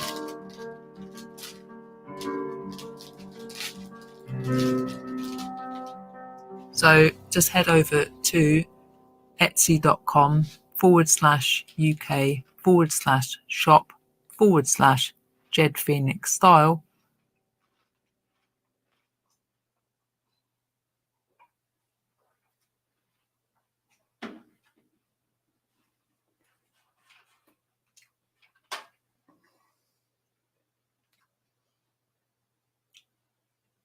And now that moment that many of you have been in suspense for all day. You ready? On the 12th of the 12th day of Christmas, no less, we invite you to a kinky Christmas market in London, in the London Bridge area. A rather unique, reduced version of LAM. This will be a shopping-only event. There will be no bar on site in order to comply with the COVID regulations. However, there are numerous local places where you can get a drink along with a substantial meal in alignment with the regulations in London. Details of the event will be provided to ticket holders only. There are going to be time-limited tickets, 200 of each on each time slot. The time slots are going to be 12 o'clock till 3 o'clock, 3 o'clock till 6 o'clock, and 6 o'clock till 9 o'clock. This will give you a time-slotted access to a one-way, socially distanced market featuring approximately 20 stalls. And also for those who don't wish to come into the building but need to shop, there will be a video shopping and contactless payment option available. All you need to do is get close enough to the venue to log on to the Wi-Fi network that we will set up, and then we'll allocate you a personal shopper who will be able to go in. The ticket link is going to be sent to bond holders first, and that will be later today. And then the announcements will be made on social media during the week, and the link will be publicized from there. It's going to be an absolutely bargain event at only £3. So less than, well, £1 an hour is the potential cost on this one, but it's going to be the only opportunity we can conceive this side of Christmas to get those final bits of Christmas shopping in. So the 12th of the 12th, which is a Saturday, another derivative or another deviation from LAM's usual behavior, but understandably time and getting everyone together was very, very limited for this one. We are working on the final details. There will be a full pack that comes out to all guests. There will be screening to come on site, and if you are symptomatic, then you will not be able to get on site. You will have to use the video shopping option, will be your only possibility.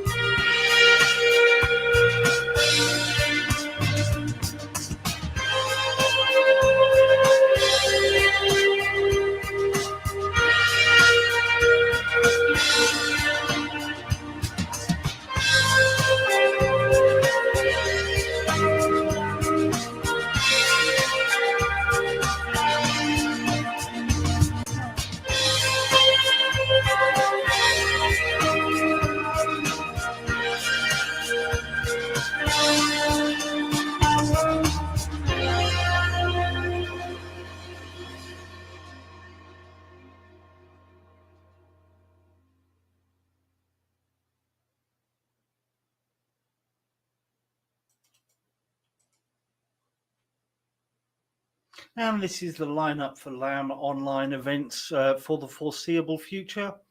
In replacement for first Sundays of the month, there'll be a biggie, a LAM with workshops and all of the usual shenanigans and entertainment. On second and third Sundays of the month, there will be a quickie, a shorter version from 12:30 through to approximately 4:30 in the afternoon, although it generally overruns a little bit. And then on the fourth Sunday of the month, if we need to replace LAMchester, then there will be another event with workshops and all of the usual shenanigans, and then another mini when the fifth Sundays are available. So that'll give you an idea, and that means that this month, you know, potentially throw in a market on Saturday the 12th as well, and I'm a little bit of a busy bunny this month. But you know what? Going to lean into it. Even if you can't come and join us on the 12th, we're still going to try and do something for you on the 13th. It might be the recovery, it might be the chill out lounge. I don't know what it's going to be, but you know what?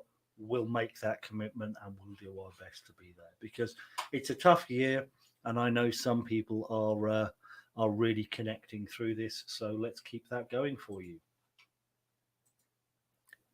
Are you a superhero? Are you fighting injustice in this world? Do you want to kick COVID's butt? Then grab a mask to outlast this pandemic. If you're into the themes of punk, fetish, gender fuckery, or neurodiversity, this is for you. Come, join the other misfits, freaks and weirdos, and celebrate your own unique expression!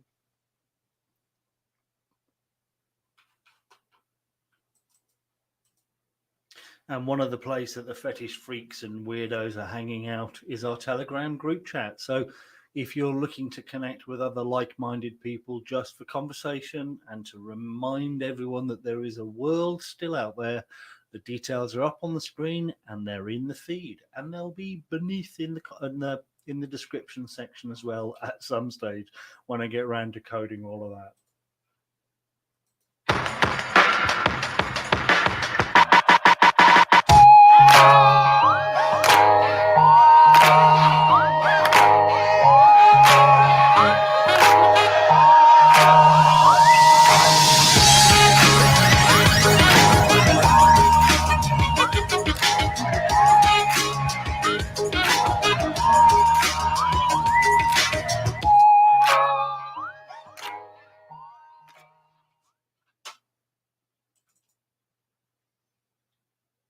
And if you're looking for kinky company on a Sunday, well, during LAM live stream events, there's also a Jitsi chat that runs alongside it as well.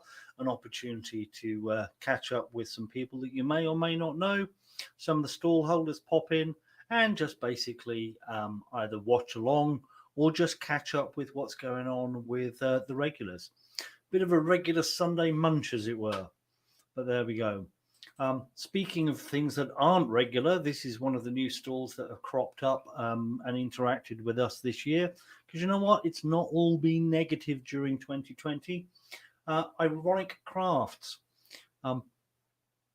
Beautiful, nice, heavy hardwood paddles, impact play implements made out of upcycled seasoned whiskey barrels.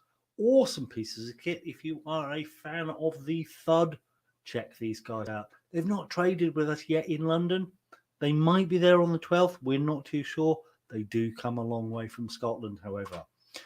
If they are, seriously, there's a reason why kink has to be kind of looked at and examined before you can really buy it and engage with it. Not really the kind of thing that you can just pick off some anonymous looking website. This is quality. You need to see it to really get the feel.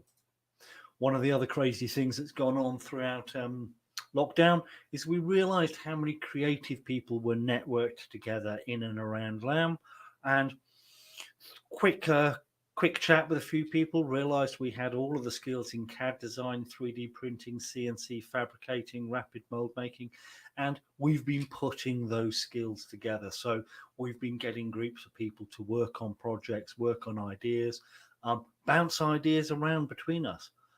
Because at the end of the day, let's have some fun projects to keep us busy, and a few of those I'll be talking about in a minute. And one of those people who's got some awesome skills for fabricating, well, that's Fudge himself.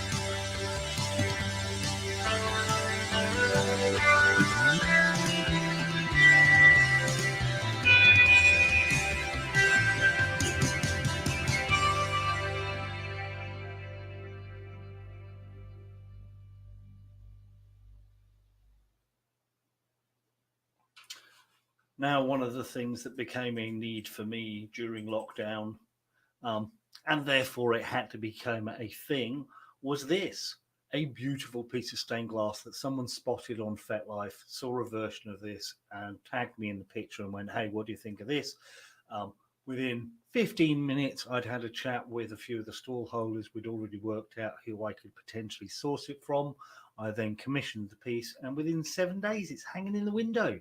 Beautiful piece. And you know what? It's got me thinking that when life gets back to normal, I think I want to expand my collection of kinky stained glass. I want an entire collection for all of the windows in the house, because you know what? Down on the street level, you can't really notice it. It's a little bit subtle, a little bit amusing, and I know it's there. And when I walk around the house, I see it glint in the window, and it gives me great joy. And equally, it proved a point. We can put things together very, very rapidly and solve those needs. Because quite frankly, if it had taken me another 12 months to get the other designs in my head out, it would be very painful for everyone. Speaking of painful things, some good news and a Black Friday sale from Whips and Sticks. All you need to do is go to the website and use the code BF2020, and that will give you a buy one get one free. Another awesome thing that was put together over the pandemic, was looking for a nice leather bag or something to contain my suspension ring, because it was never really part of the design of the original bag. Got chatting away with Jed, realized I had a couple of old pairs of leather trousers that needed to be upcycled. We got chatting about redesigning the whole bag, and before I knew it, the pandemic rope grab bag of my dreams was born. 24 pockets of rope, a little holder there for an aftercare blanket, large pocket in there to put my suspension ring in, and a couple of incidental pockets left in from the trouser design, etc. And you know what a great way to pay honor and homage to that leather, and to carry on using it for something constructive. Anyway, but there we go. Awesome design. And speaking of awesome design, I've got to play this again one more time, because it is one of the best adverts I've got at the moment, and I love these guys to bits.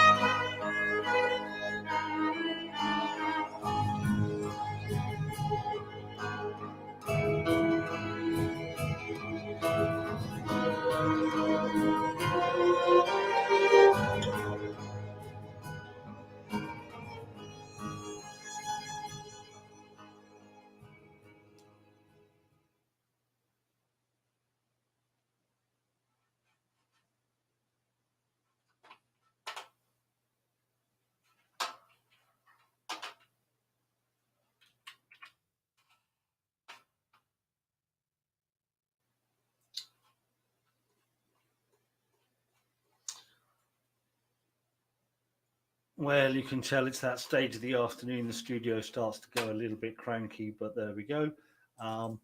Right, speaking of cranky and resolving cranky, this is one. I don't know how many people caught this. If not, you know what? Go back into the archive. It's the beauty of recording all of this. Something filthy that just absolutely has to be shared. I did a piece called Desert Island Dildos back in one of the early ones. My favourite toys, the things I would take away on a desert island with me, assuming that I had the consent of the people stuck on the island with me and that they had all the appropriate holes to use the appropriate toys with. The Samurai, absolutely awesome. It is literally the Philippe Stark of sex toys. Beautiful piece. But it was about 750 quid, and strangely enough, it's no longer available. What it is a bipolar insertable electrode for internal play.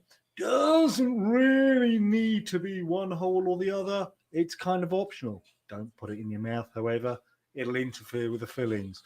But anyway, there were lots of people who've even attempted to buy one of my spare ones off me. Guess what? It ain't going to happen. They are not for sale.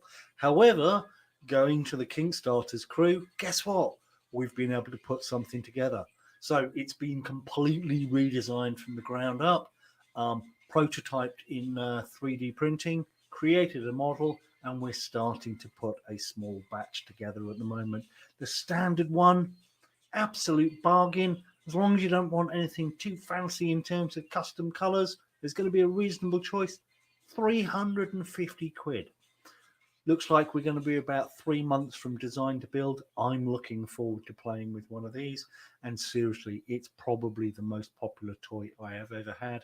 And if I was to say at £750, it's probably one of the best value toys I've ever had. Because quite frankly, if I was to charge it out on a per screaming orgasm basis, I'd have a fleet of these damn things, and I would be hiring them out by the hour, because oh my god, they would be awesome income generators. Beautiful piece of kit, great fun, and I'm so looking forward to playing with the new version. Got a couple of things coming up and around the virtual Peer Kink. I'm going out to test out some of the software in the not too distant future, and hopefully we can find a platform that is easy to manage, easy to work with, and we can start building something where we can say to other presenters and other groups, hey, you know what? Here is the space that you can come in and do your thing in, because the tools and infrastructure and architecture will be there, and at the same time, a way of archiving and annotating that content as well, because at the end of the day, there's no point in reinventing the wheel. Anyone who tells you that they invented kink, well, unless they're the man from the moors, we know who you are. Gotta love you to bits. No, sorry, mate. There are references to the Carpathians being kinky. No one invented kink who's walking this planet. It just doesn't simply happen. Occasionally you'll meet someone who comes up with something that's new or a new derivative. Yeah, I'll give you credit for that when it occurs. But you know what? It's a lot like claiming a patent. You got to pass the windsurfer test. It might be new to you, doesn't necessarily mean it's new to someone else. And you know what? There's always going to be someone who does it a different way, because frankly, that's what this kinky shit is all about, ladies and gentlemen, boys and girls, and everyone else in between or elsewhere on the spectrum.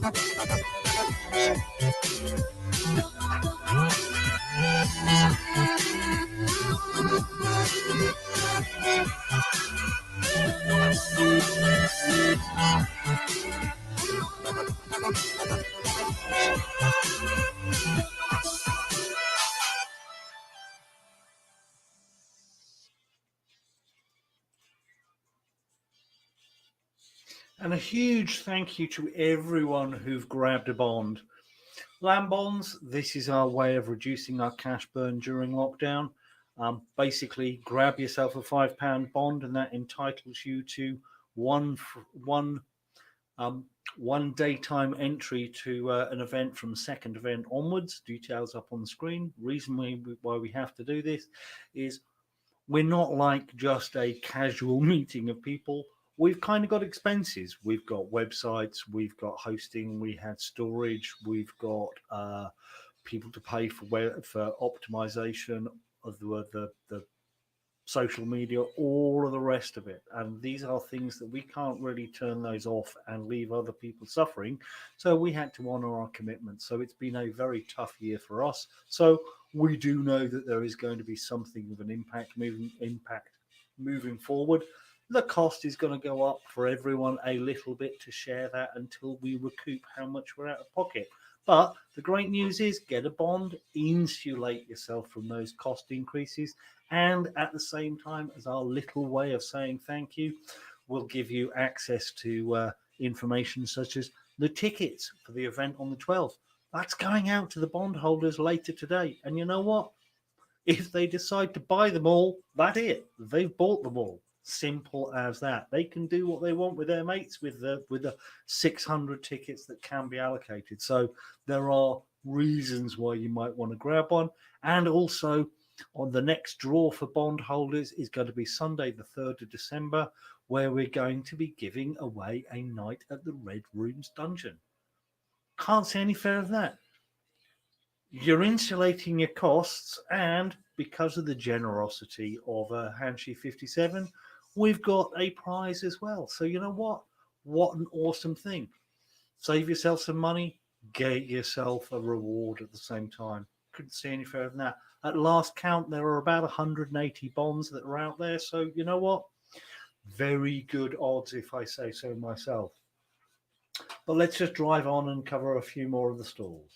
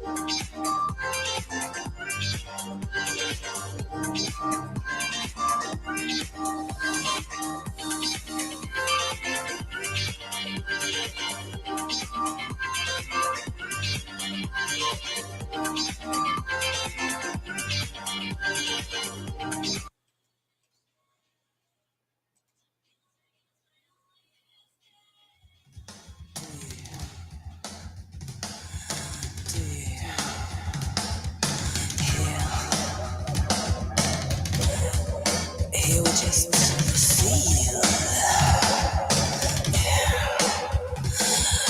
Welcome.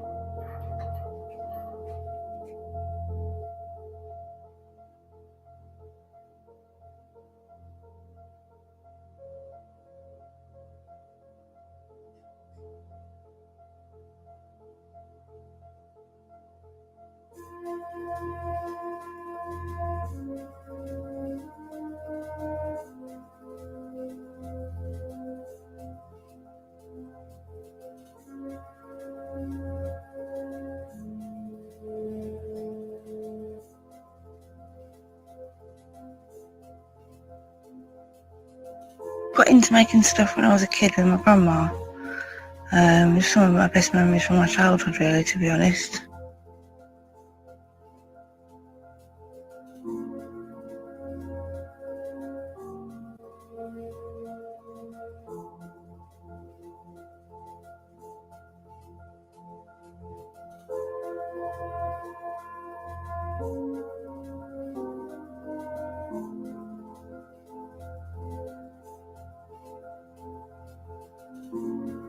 I suppose just being little, enjoy making stuff for other littles.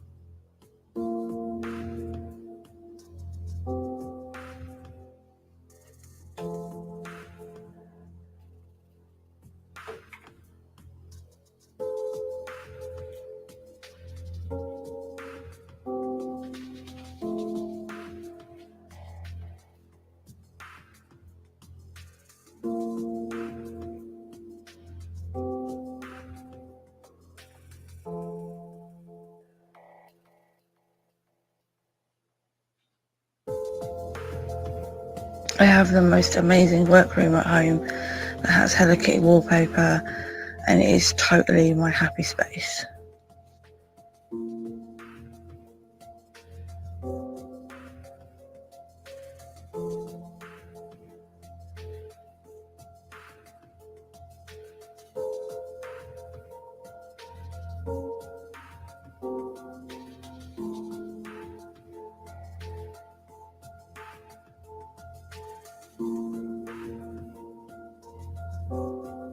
I love making special orders. Something different is always great.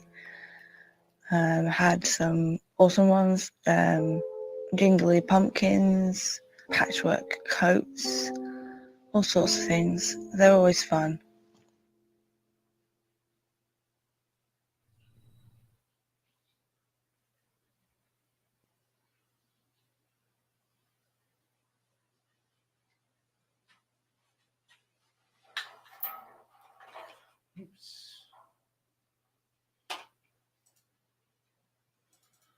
And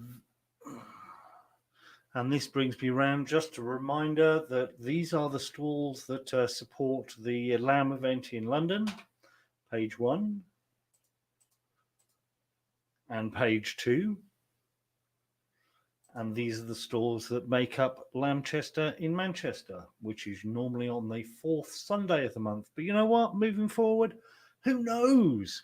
I think there's going to be all manner of things that will change across the start of 2021. And we're just going to have to see how the dice fall and how events work. So really, it just leaves me to say thank you for watching. Stay safe. We'll be with you as soon as we can. Guess what? 12th of the 12th. That's when we're doing London. But until then, don't be a cockwomble. Stay indoors. Absolutely no dogging on the way home. And remember, we're not all anti-Semitic, neo-Nazi, white power abusers. That's just a vicious little rumour. Also, just a huge special thank you to Tall Mike for your life-saving infusion of IT, Steph for building the new system, Phil for your Sanity mending content, Jerry for your content, Boo for managing the Jitsi room, Zoe for your perseverance and some of your content, MsstGlamBitch for your slideshows and support, Alan, sorry I couldn't take your call this morning. He forgot I was live streaming, and it's one of those, whenever I get a phone call from my deaf friend, I know I need to answer it, because it might be that he needs to communicate with someone who, even though I'm not in the same place, I could get the message across to them. It's a terribly complex thing, but it's one of those, if you're going to be the support call for someone, but he forgot I was live on air, so I know he is well and happy. And hopefully we'll be there to document the festivities on the 12th, which we look forward to. So without further ado, I'm kind of signing off for this week. I look forward to welcoming everyone back in for next Sunday's event, which will be the 3rd of December. I'm just going to say I have a workshop for you, an absolute treat in store. I really have. It was great fun putting that one together last night. There might be a few stories kicking around about it, but trust me, it's one that you either want to watch or catch up with as soon as you can afterwards. That's all I'm going to say until I hit press play next week. But God, is it going to be awesomely good fun. It was a riot. I thoroughly enjoyed it. So thank you for watching. Stay safe, everyone. Don't party too hard. And we'll see you as soon as we can.